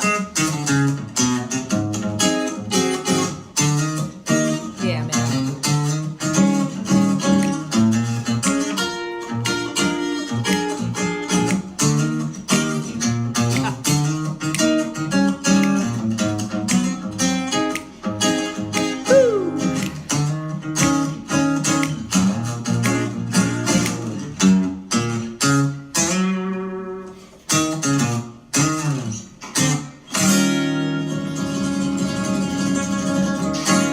That's Garrett DeLoyan on guitar, y'all. He sounds great, doesn't he? Yeah. So I just wanted to let you know that we are here. If you have just tuned in, coming to you live streaming from YouTube live in support of Brookline essential workers. There's a place in the feed, I'm sure, that you're going to be able to find a donation and a donation link for Brookline Strong. It's for Safety Net Fund for the Brookline essential workers who have been really severely affected, as many of us have, by the COVID-19 crisis. So, it doesn't matter really, small, medium, large, any donation is greatly appreciated. So thank you very much. I've got one more song I'm going to go ahead and do for you. It's on one of my albums, album that came out, I believe, in 2016. Got a little old Grammy nomination for that record. That was a big fat surprise for this young woman. And this is one of the songs off of that Grammy nominated album. And it's a love song. And this one's called When You Hold Me. I hope you dig it, and thanks so much for tuning in. Geneva Magnus, live and in person from Los Angeles. Brookline Strong. Yeah. Here we go, When You Hold Me. And this is going to be Garrett DeLoyan again accompanying me on this. And singing, backgrounds.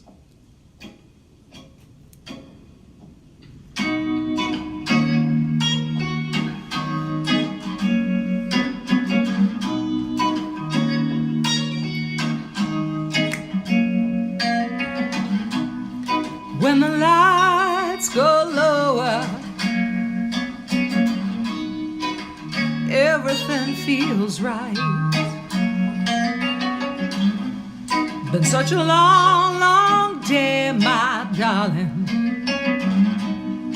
but you make it all right. Yes, you do. And nobody knows. Nobody knows the places we go. When you hold me, when you hold me, yeah. Darling, when you hold me, everything is all right. It's all right, right now, yeah, yeah.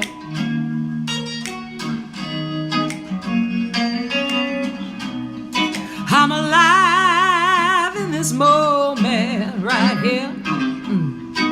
Just you and me alone. Riding high on this emotion, baby. Oh yeah, in your arms I'm home. 'Cause everyone knows I'm just a fool for you, baby. 'Cause you feel so true when you hold me. When you hold me, yeah. Darling, when you hold me, everything is all right. It's all right now. When you hold me, oh baby, when you hold me, oh yeah. Darling, when you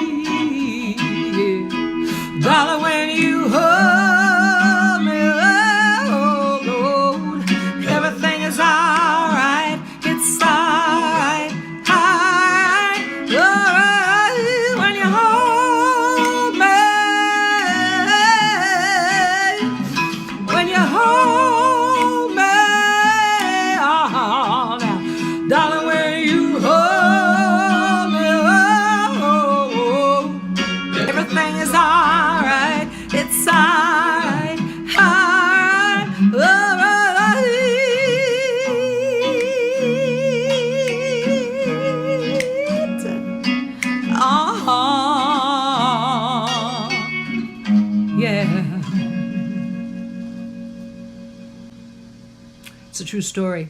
I know that the Brookline essential workers are holding us all in their hearts and their minds, and I think we can do the same. Please stay safe, everyone. Brookline Strong, Safety Net Fund. Do what you can. Thank you so much. Geneva Magnus signing off from Los Angeles. Bye-bye.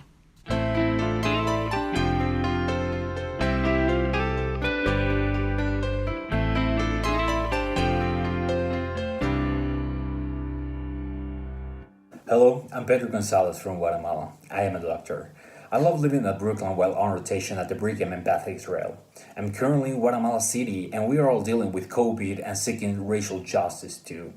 Hola, mi nombre es Pedro González de Guatemala. Soy un médico.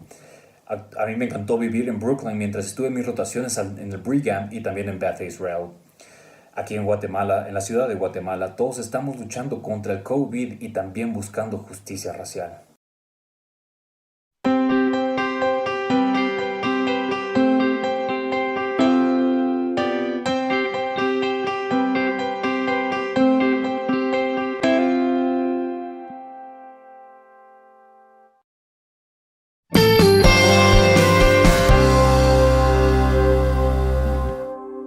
Here's Louise Alexandra Koopman with another original song. She wrote this piece after the tragic Boston Marathon bombings in 2013.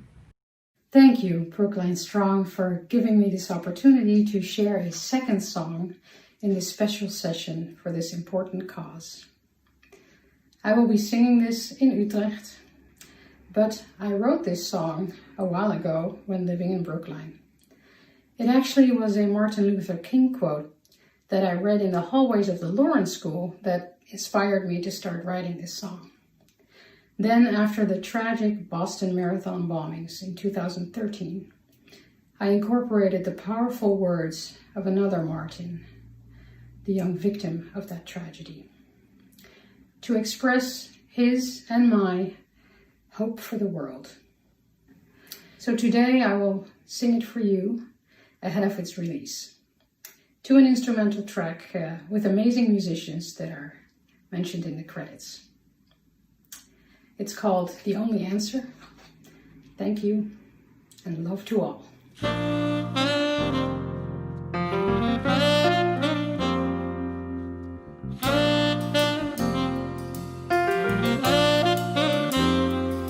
I've got a song on my mind of a new world in time, where prejudice and crime have long been outshined by love.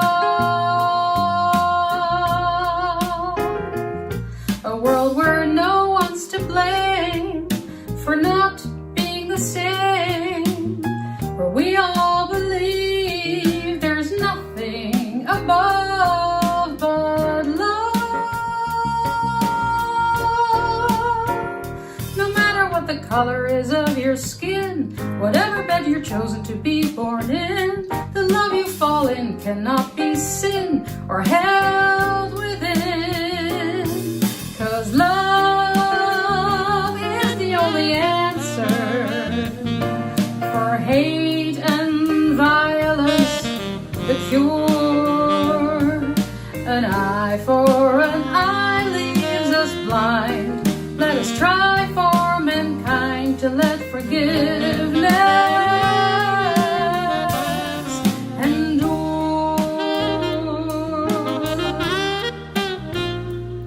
Too many people that die without reason or rhyme, innocent children at play who won't find their way back home. And crowds of fearful people are standing by, their helpless hands are reaching to the sky. A billion voices join in and cry and wonder why.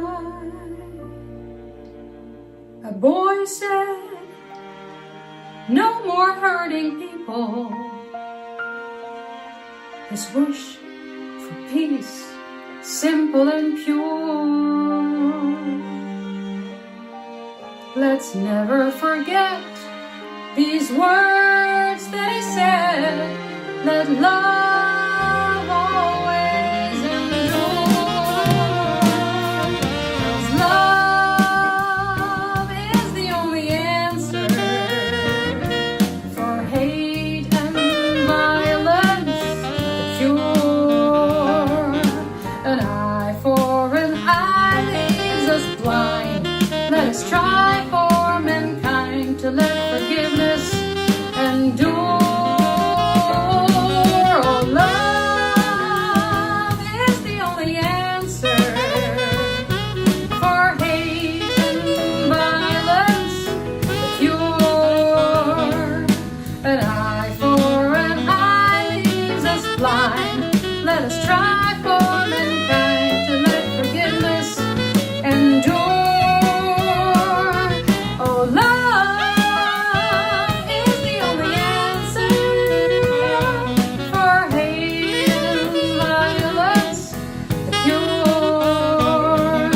An eye for an eye leaves us blind. Let us try for mankind to let love always endure.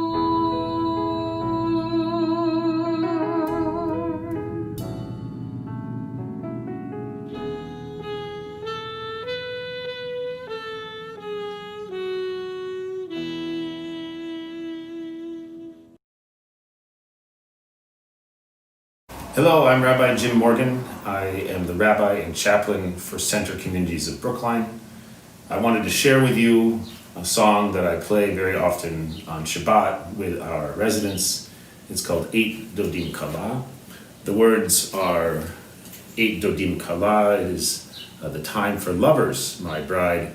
Come into my garden. The grapevines are blossoming and the pomegranates are budding.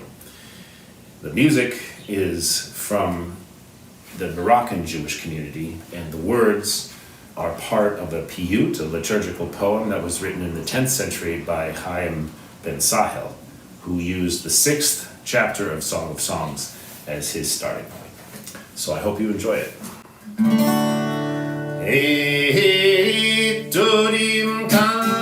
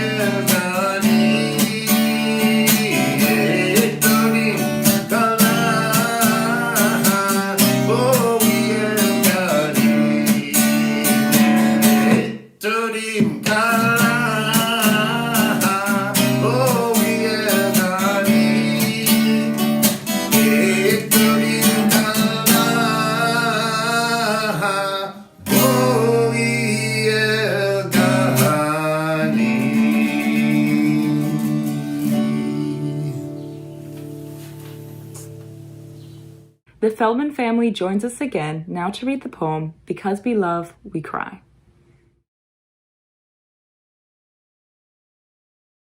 Because we love, we cry. Because we love, we cry. Sometimes there is no sense to things, my child. Sometimes there is no answer to the questions why. Sometimes things beyond all understanding. Sometimes people die. When it hurts like this, my child, when we are scared, suffering, confused, even if we are not together, let us cry. Remember, there is so much love. Because we love, we cry. Sometimes the sadness takes away your breath. Sometimes the pain seems endless, deep. Sometimes you cannot find the sun. Sometimes you wish you were asleep. When it hurts like this, my child, when you are scared, suffering, confused, even if we are not together, let us cry. Remember, there is still so much love. Because we love, we cry. Pray that it answers, child. Pray this wasn't so. There are impossible things, child, I cannot bear for you to know. When it hurts like this, my child, when you are scared, suffering, confused, even if we are not together, I am ever by your side. Yes, there's still so much love. Because we love, we cry.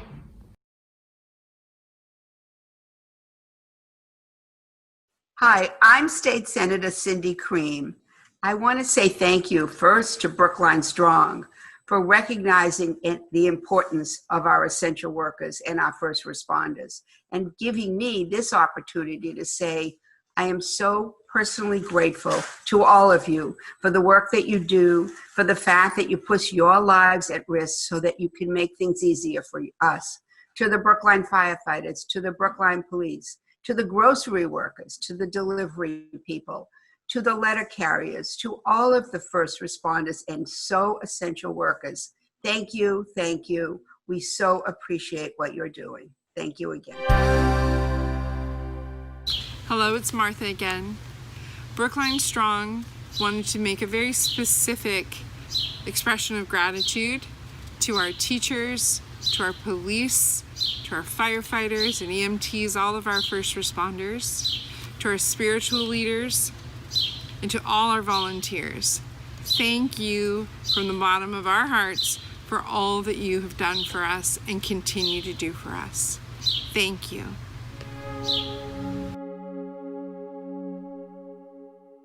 Up next is Eliza Garrett and her father Paul coming to us from Ontario, Canada. Greetings from Brights Grove, Ontario, Canada, to all our friends and family in Brookline, Massachusetts, USA.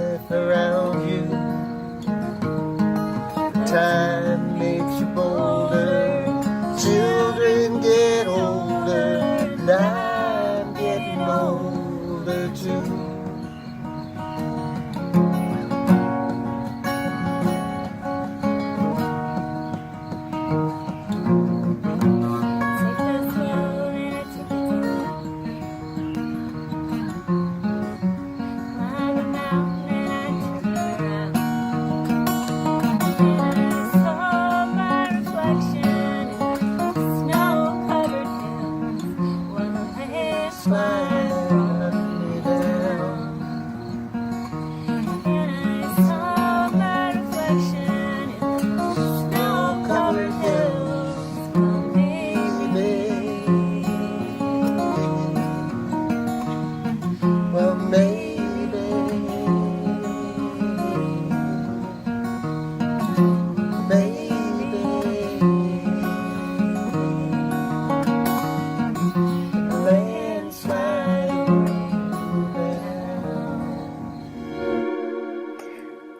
This next clip I want to dedicate to seniors. I want to send love and prayers to all seniors at this time for comfort, for health, and for companionship, and to acknowledge how hard this has been on you in particular.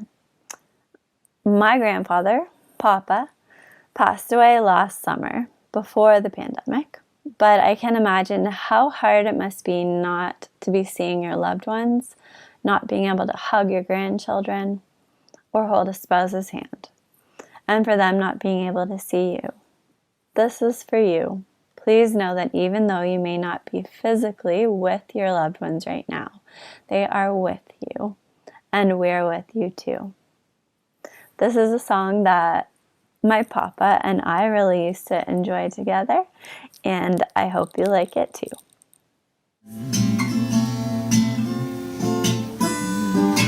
Heart and soul, I fell in love with you. Heart and soul, the way I flew with you, madly, because you held me tight and stole a kiss in the night. Heart and soul, I begged to be adored. I lost control and tumbled overboard gladly. The magic night we kissed there in the moon mist. Now we welcome celebrated author Anita Diamal, sharing some of her written work. Like everyone else with a heart, I am unutterably grateful to the people who have been caring for COVID patients. The physicians, the nurses, the technicians, the custodians, transport and food service workers, receptionists, security guards, all of them. Especially nurses. I have a thing for nurses. My neighbor's partner has been in the hospital for more than 50 days with COVID, much of it on a ventilator. Her main source of information was the phone calls from nurses, who not only returned her calls, but sometimes took the initiative and phoned her to let her know what was happening. They were honest about the ups and downs. They took time. They answered her questions. She lived for those calls, and shift after shift, they took care of her just as they took care of him. They were a comfort. Comfort is the mandate of nurses. It's actually part of their job description. I'm not sure comfort is a part of anyone else's job description. This pandemic has improved visibility and respect for nurses. They seem to be getting as much attention and praise as physicians, which is way out of the ordinary. Nurses are being called frontline heroes and warriors in the war against COVID. I guess all the military language is meant to elevate their status, but I fear it overshadows their real special powers, which are tenderness, presence, stamina, and comfort. You don't stick to being a nurse in a hospital unless there's a special place in your heart that can be filled by long hours, terrible smells, three-dimensional exhaustion, and frightened patients. Media reports during the pandemic have documented the lives of nurses who work long shifts and then go home where they care for children or older parents before they can sleep, if they can even get to sleep. Some don't go home at all for fear of infecting others, and they collapse in hotels or sleep in the basement. Either way, it's lonely.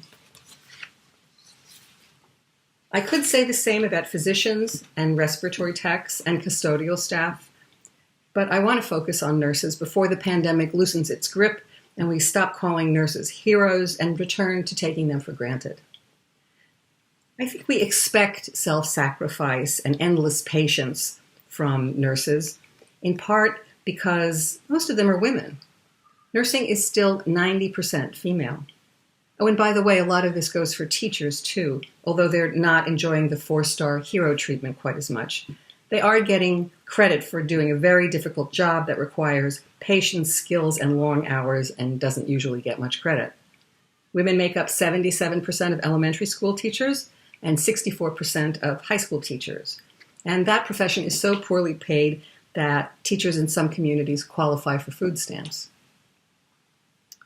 I am hoping that this is an inflection point so that the essential work of comfort and nurture is elevated to the position of honor that it deserves. I also hope that this marks a turning point that will change the police pledge to serve and protect from cynical camouflage to enforceable policy. I know it's a lot to hope for, but when I think about what nurses do day in, day out, week after week, I find reason to hope.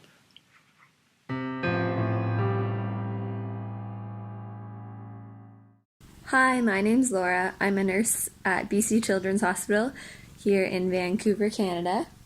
And I'm just making this video to send you support and solidarity as a frontline healthcare worker. All the best from up north.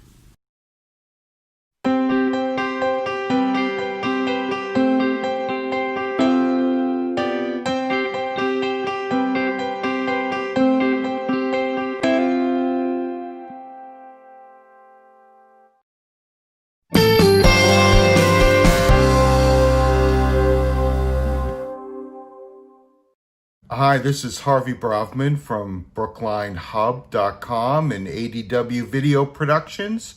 And just wanted to say shout out to Martha Huntley and the whole Brookline Strong team. You guys, this is such an incredible event and you're doing just an amazing service for our community at a time where we need it the most. It's really important for Brookline to stay strong right now.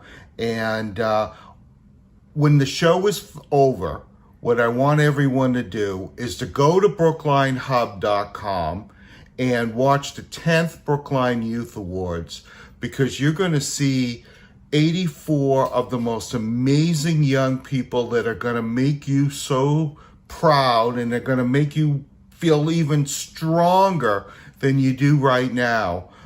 These young people, some of them have faced challenges and adversities and come out of it just achieving such incredible things. So go to BrooklineHub.com. You'll also be able to get Brookline Facing Civil Rights about African American residents of Brookline, also Soul Witness, Brookline residents who survived the Holocaust, gave their testimonies 30 years ago. They ended up at the Brookline Health Department for 30 years, and now they're available in the film, and 30% of that goes to the Combined Jewish Philanthropies Coronavirus Emergency Fund. So do all of those things, and please keep in mind that while we're strong today, there are Brookline residents that have to be strong every day. We're going to face some difficult challenges. Let's just make sure that our community is judged by our capacity to love all of our residents, especially our young people and our seniors. Love you all. Brookline Strong. Thank you, Martha. Thank you, the whole team. I'm out. Now we have Brookline historian Ken Liss learn more about the name change of Devotion School and about civil rights activist Florida Ruffin Ridley. My name is Ken Liss. I've been a resident of Brookline since 1996 and the volunteer head of the Brookline Historical Society since 2009.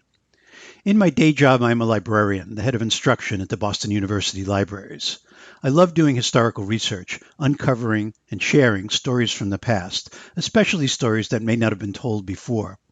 Sometimes that's driven just by curiosity and the love of stories. After all, who doesn't love a good story? But stories of the past are more than just good stories. They help us understand the present and prepare for the future too. And digging into stories, past or present, often leads us to places and people and lessons that we may not have expected to find. That is something I try to convey to students I work with at BU. Questions lead to research, yes, but research often leads to more questions, and those questions may lead you to places you may not have expected to go. Be curious, be open, don't be afraid to get lost because you never know what you will find. When I was asked to contribute to Brookline Strong, there were many stories I could think of, but there was one that stood out. It started with a question, led in unexpected directions, contributed to change in our town, and continues in new and unanticipated ways today. Back in 2012, the Brookline Commission for the Arts honored a group of grant recipients in a ceremony at Hunneman Hall in the public library. Among them was the Roland Hayes Project, which celebrates the legacy of the pioneering African-American concert singer who lived in Brookline from 1925 until his death in 1977. I had to leave before the Hayes Project was recognized, but I heard later that Hayes was said to be the first African-American to purchase property in Brookline. I wondered, is that true? Many people, places, and events are said to be the first this or the oldest that, but the facts are often not that clear. There are doubters and disputants, caveats and qualifiers, questions and counterclaims. Now, it doesn't really matter whether Roland Hayes was the first, the third, the eighth, or the 80th African American to purchase property in Brookline. His legacy is secure, thanks to the dedication of the Hayes Project and continuing efforts in Brookline to celebrate his talent and his musical and social struggles and accomplishments. But my skepticism about historical firsts and my love of research led me to look deeper. And as is often the case, my digging turned up much more than the answer to a single question. I went through census records, town directories, property maps, and newspaper archives. I encountered other African American residents from Brookline's past, and I opened a window, if only a crack, into ways of learning more about an aspect of Brookline's history that is often overlooked. I went back to 1924, the year before Roland Hayes purchased a home at 58 Allerton Street and moved to Brookline. I found Samuel A. Davis of 39 Marion Street, one of 6 African-American homeowners listed in the 1930 census, already there in 1924, before Roland Hayes. In fact, directories, maps, and deeds show Davis and his wife Mary at the Marion Street home as early as 1913 and at his adjacent business, the Coolidge Corner Garage, as early as 1907, nearly 2 decades before Hayes purchased his Brookline home. Davis is intriguing. Neither well-known nor well-documented, he was an African-American homeowner and the proprietor of an auto garage at a time when very few African-Americans owned homes or businesses in Brookline. His father, Samuel P. Davis, born enslaved in North Carolina, lived with the family in Brookline for a time. But Samuel and Mary Davis were not the first African-Americans to own property in Brookline either. Further research led me to a woman I had never heard of, but whose name, I'm sure, most of you now know. This is Florida Ruffin Ridley. Yes, her name was pronounced Florida, not Florida. In 1896, she and her husband Ulysses, a Boston tailor, purchased this house, still standing today, at 131 Kent Street, adjacent to the railroad tracks, now the D branch of the MBTA Green Line. Florida Ruffin Ridley was a member of a prominent African-American family in Boston. Her father, George Lewis Ruffin, was the first black graduate of Harvard Law School and served as a judge and a member of both the Massachusetts legislature and the Boston Common Council. Her mother, Josephine St. Pierre Ruffin, was a writer, editor, and organizer who became especially active on behalf of women's rights, education, and the advancement of African Americans after the death of her husband in 1886. Florida Ruffin Ridley followed in her parents' footsteps as an activist and a pioneer. She was educated at Boston Teachers College and Boston University and was the second African-American woman to teach in the Boston Public Schools. She was a co-founder with her mother and others of the Women's Era Club in Boston, a precursor to the National Association of Colored Women. She was a major contributor to the club's journal, Women's Era, and other publications. In Brookline, she was an active member of the Equal Suffrage Association and a co-founder of the Second Unitarian Church on Sewell Avenue. In September 2018, the Historical Society featured a poster of Ridley, along with those of other notable figures from Brookline's past, at the annual Brookline Day celebration at Lars Anderson Park. Town meeting had voted 4 months earlier to change the name of the Edward Devotion School in Coolidge Corner, removing the name of the colonial-era slaveholder who had left money to the town back in 1744. Also present at Brookline Day that September was a group gathering ideas for a new person after whom the school, temporarily designated the Coolidge Corner School, could be named. One of the members of that group saw a Ridley poster, asked excitedly if she could bring it to her group's table, and thus brought Florida Ruffin Ridley into contention as a person for whom the school could be named. The rest, as they say, is history. After a year-long process, town meeting in November 2019 voted overwhelmingly to change the name of the school to the Florida Ruffin Ridley School. That could be the end of this story. But as I have learned, and as I help others understand, research and the stories it leads to never really ends. With the official renaming of the Florida Ruffin Ridley School scheduled for next fall, I was asked for help in finding descendants of the Ridley family who might participate in the dedication and events surrounding it. Florida and Ulysses Ridley had 2 children who survived into adulthood, neither of whom had children of their own. None of Florida's siblings had children, so there are no descendants of Florida Ruffin Ridley or her parents. But my curiosity got the better of me, and over the past few months I have developed an extensive family tree of the Ridley, Ruffin, and St. Pierre families. And what a tree it is. Here are some of the people I found. In 1896, C. Stanley Ruffin, Florida Ridley's younger brother, was serving, as had his father, on the Boston Common Council, the predecessor of today's City Council. When African Methodist Episcopal Bishop Benjamin Arnett of Ohio visited Boston and was denied a room in 2 inns because of the color of his skin, Ruffin introduced a resolution condemning the inn owners. "Gentlemen," he said, "let there be a declaration from us tonight which cannot be misunderstood by the citizens of this city, state, and country, that here in Boston the rights of the humblest citizen must be respected or the penalty for not respecting them paid." The resolution was passed unanimously. Later that year, Ruffin was one of 2 black alternates in the Massachusetts delegation sent to the Republican National Convention in St. Louis. They were initially going to be denied the right to stay with the rest of the delegates in the Southern Hotel in that city. Only when the full Massachusetts delegation threatened to take their business elsewhere did the hotel relent. Edwin F. Kenswell was Florida Ruffin Ridley's first cousin, the son of her aunt, Maria Louisa Ruffin Kenswell.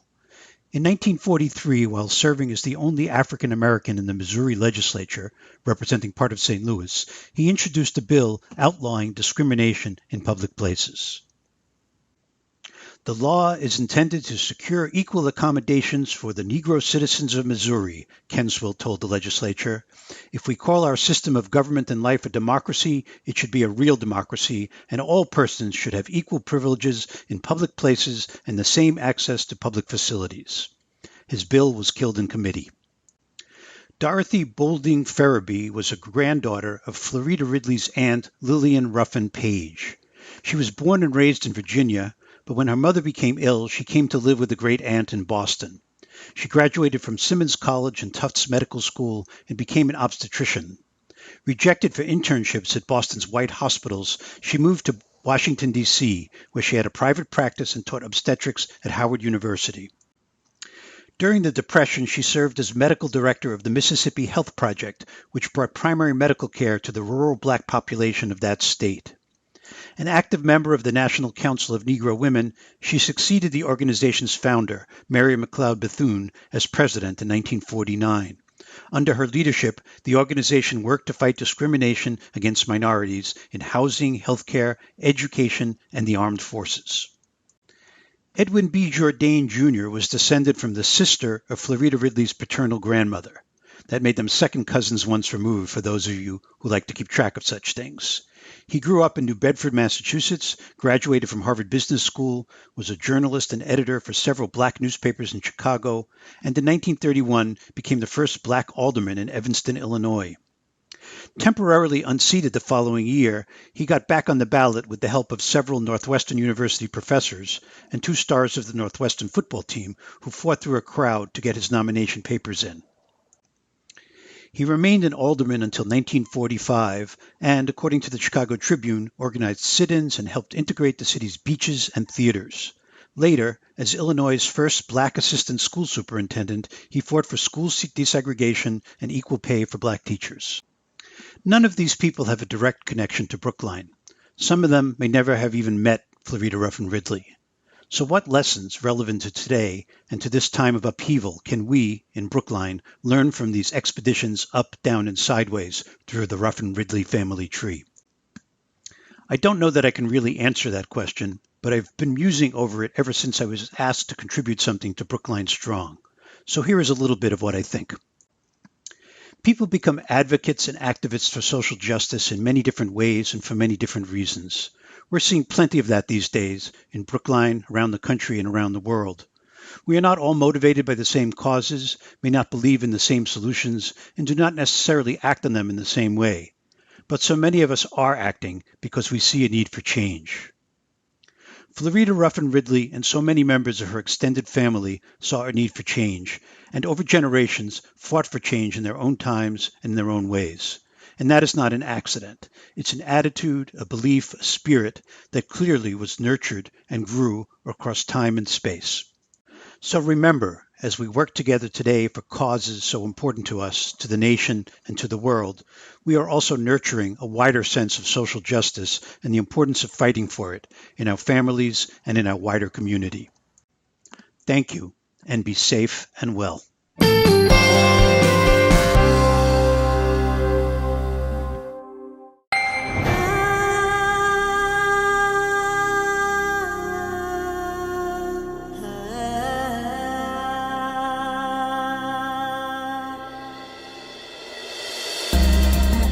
Link 20 is a global social movement led by a network of young activists with and without disabilities who care about social justice and inclusion for all. The Rudderman Family Foundation believes that inclusion and understanding of all people is essential to a fair and flourishing community. Working with Yachad, the National Jewish Council for Disabilities, we're dedicated to addressing the needs of all Jewish individuals with disabilities and ensuring their inclusion in every aspect of Jewish life. The Yachad Group is based at 384 Harvard Street and loves being part of the Brookline community.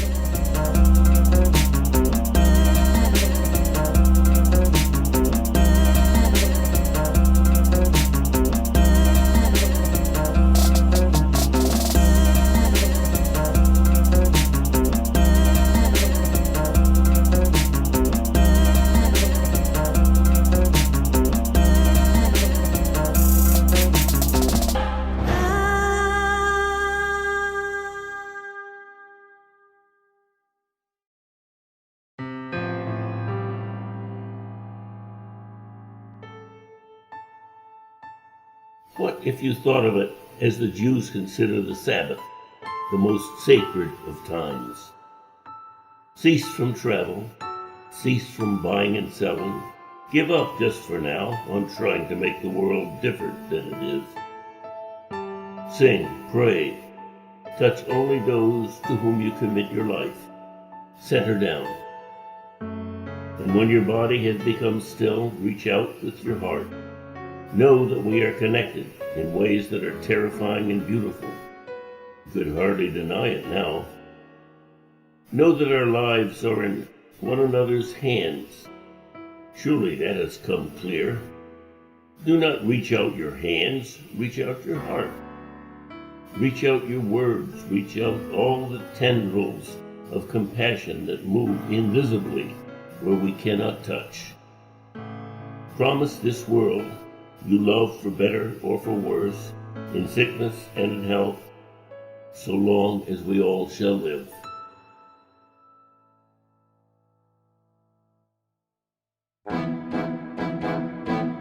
Steps to Success promotes equity for students from low-income families in Brookline in order to help them maximize their life choices. Learn more at stepstosuccessbrookline.org.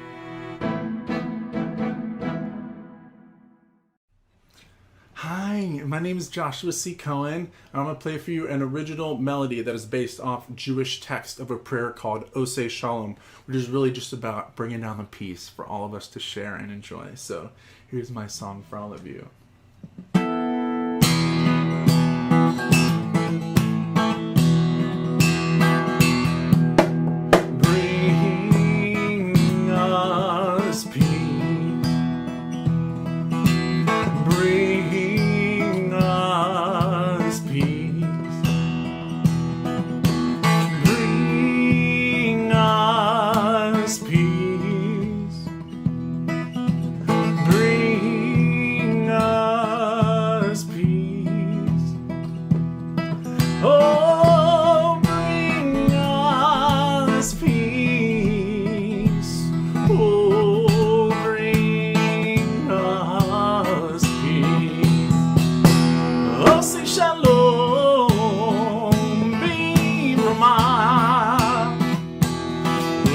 Yaseh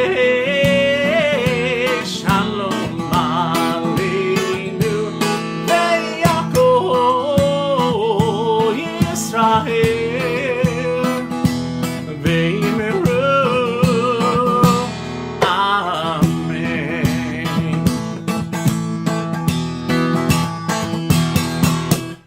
Bring us peace.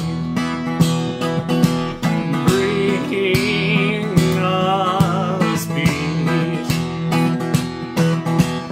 Bring us peace. Bring us peace. Oh, bring us peace.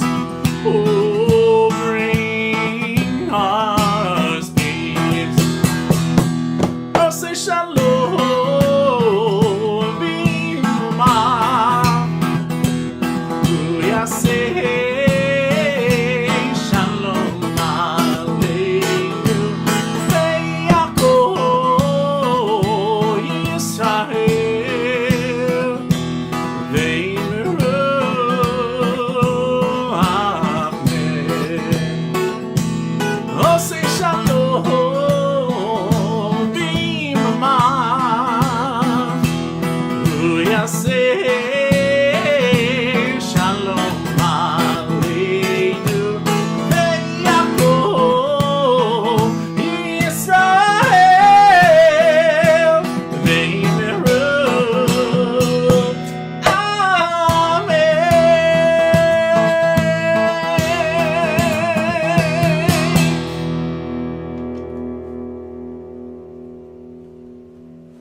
Thank you. Ann Abrams joins us now with an original song. It's called We'll Get Through This, and it might be just what you need to hear. Hi, Brookline. This song is We'll Get Through This. It's an appreciation song, and it's set to the melody Daenu, which is also a song of gratitude. And it's a sing-along, so I hope you'll, sing along. We will get through all this madness, all this illness, loss, and sadness. We will get through all this madness. We'll get through. We'll get through this. We'll get through this. We'll get through this. We'll get through this. Yes, we will get through this. We'll get through this.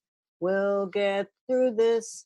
We'll get through this. We'll get through this. Yes, we will. Let us help our friends and neighbors. Acts of kindness, doing favors. Lots of love in all our labors. We'll get through. Thanks to all our town employees for your signs all over Brookline.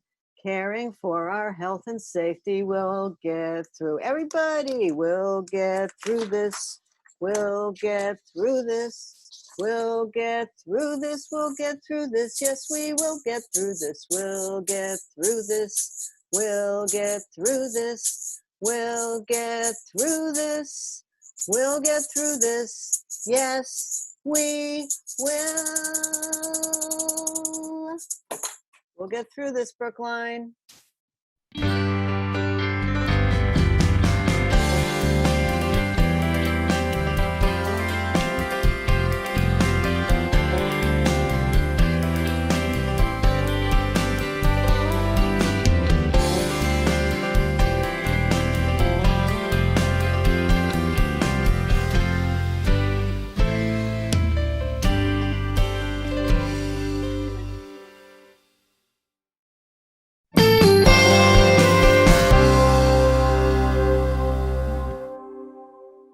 Singer-songwriter Peter Himmelman is up next.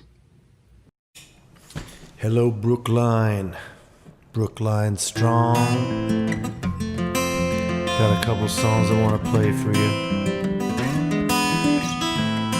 As the sun goes down here in New York, sky's purple, clouds are look a little blue, but you can't see that. You have to trust me.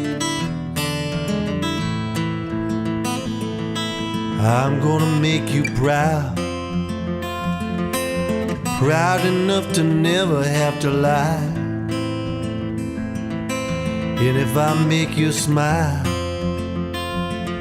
would you leave just a trace of sadness in your eye? I don't need to think it over. A night like this wasn't born to last too long. You get one shot at love and then it's gone.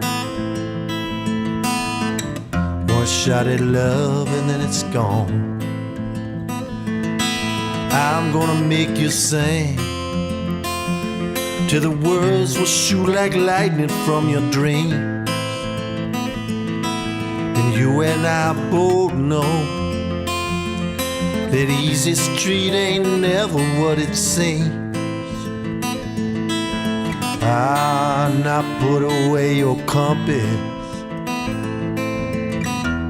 baby, you're right where you belong.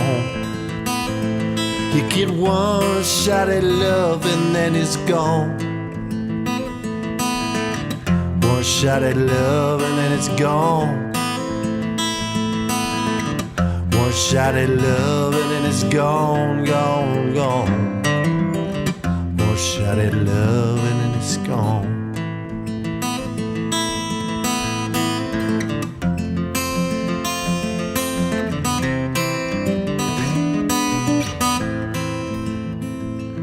Baby, I'm gonna make you fly, transcending like the dawn above the mist. We were born into the sky, innocent like the day that heaven kissed. Ah, don't take all this for granted. We're as weak as we are strong. You get one shot at love and then it's gone. One shot at love and then it's gone. One shot at love and then it's gone, gone, gone. One shot at love and then it's gone. Just fades out here. Maybe you could imagine like a trumpet solo or something, but as far as I know, there's no trumpet player in here.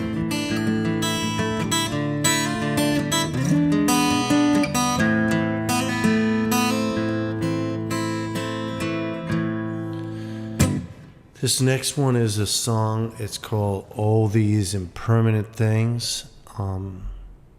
Pretty much just describes all the things that are not that important. I think they may even outweigh the things that are important by 1,000 to 1. But philosophically speaking, maybe you want to make more and more things in your life important. It's up to you. I just thought of that now. All these impermanent things, oh how they fool me, dominate and rule me. They keep me waiting here forever. All these impermanent things, the beauty's never aging, but their worthlessness enraging. You know we always stand alone when we're together. Why keep hanging on to things that never stay? Yeah, things that just keep stringing us along from day to day.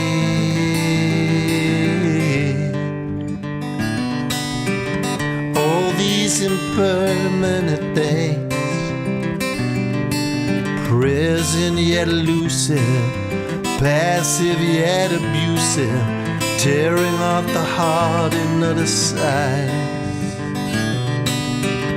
All these impermanent things, well, they're born in all directions like second-hand reflections, and they're leading us to subtle shades of vice. Why keep hanging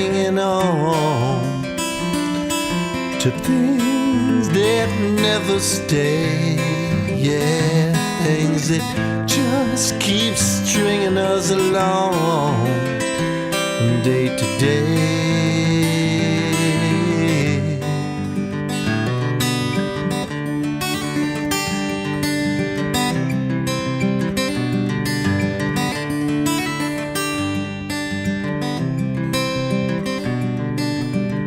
All these impermanent things,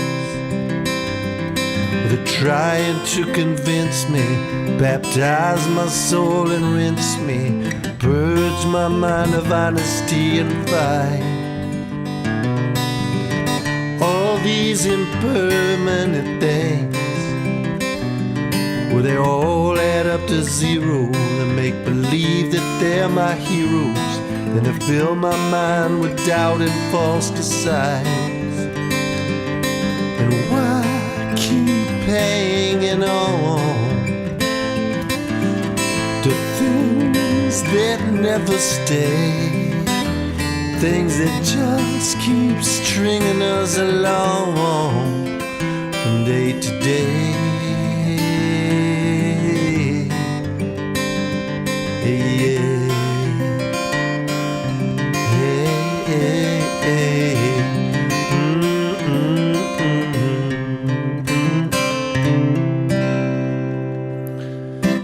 Well, if I take out a pick, just thought maybe I could play like a little funk riff.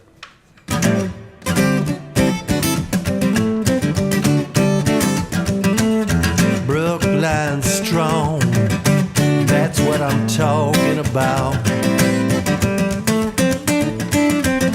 Brookline Strong, baby, that's what I'm talking about. Hang on, it won't be long. I'm talking about Brookline Strong. That's all I got to share. Thank you. If you've ever wondered how artists like Peter get their start, take a look at these young performers. Here are Reeve and Rian Vaidya.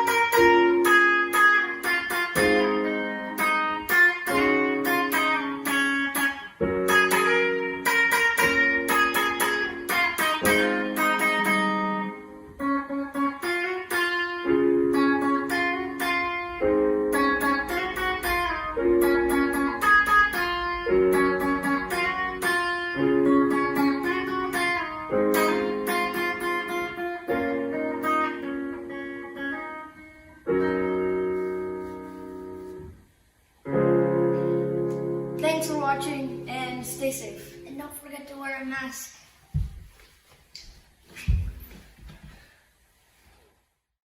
Wonder what Brookline teens are up to during this pandemic? Well, some of them are recreating MTV. Check this out from the Brookline Teen Center.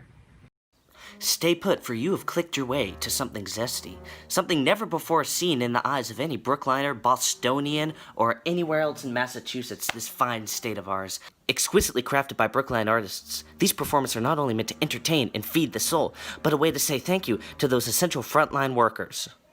So whether you're mulling over ceasing the medical mayhem, packing bags at a grocery store, stocking shelves, or taking rubbish off the streets with big trucks, whatever you do to be an essential worker, we, the community of the good people of Brookline, salute you.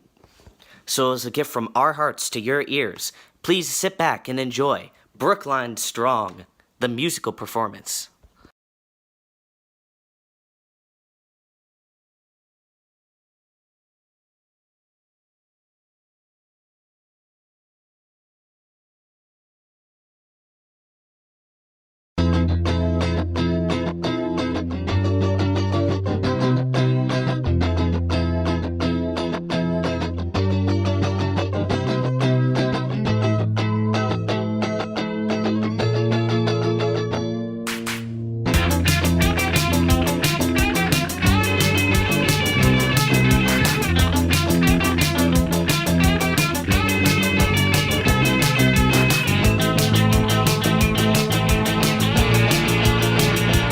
Yeah.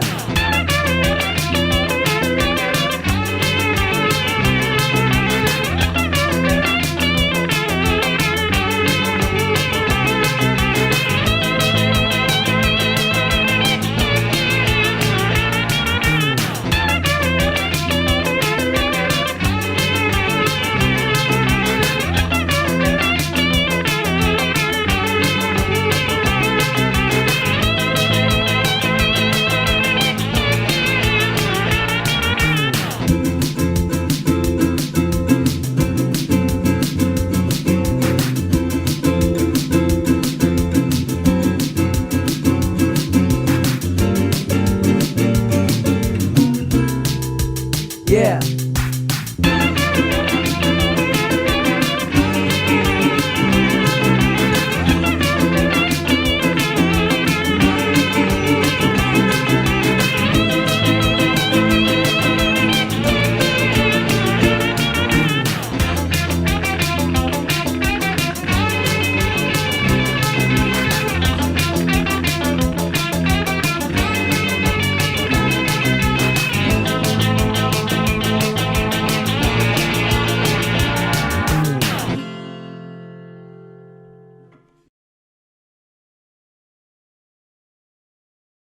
Hi, I'm David Rothberg. I'm Annie Brody. I wrote this song called There's a Light at the End of the Tunnel because it's important to, even when things seem hopeless, to find hope and to see that even if you don't see the way out of where you are, a way out will emerge. When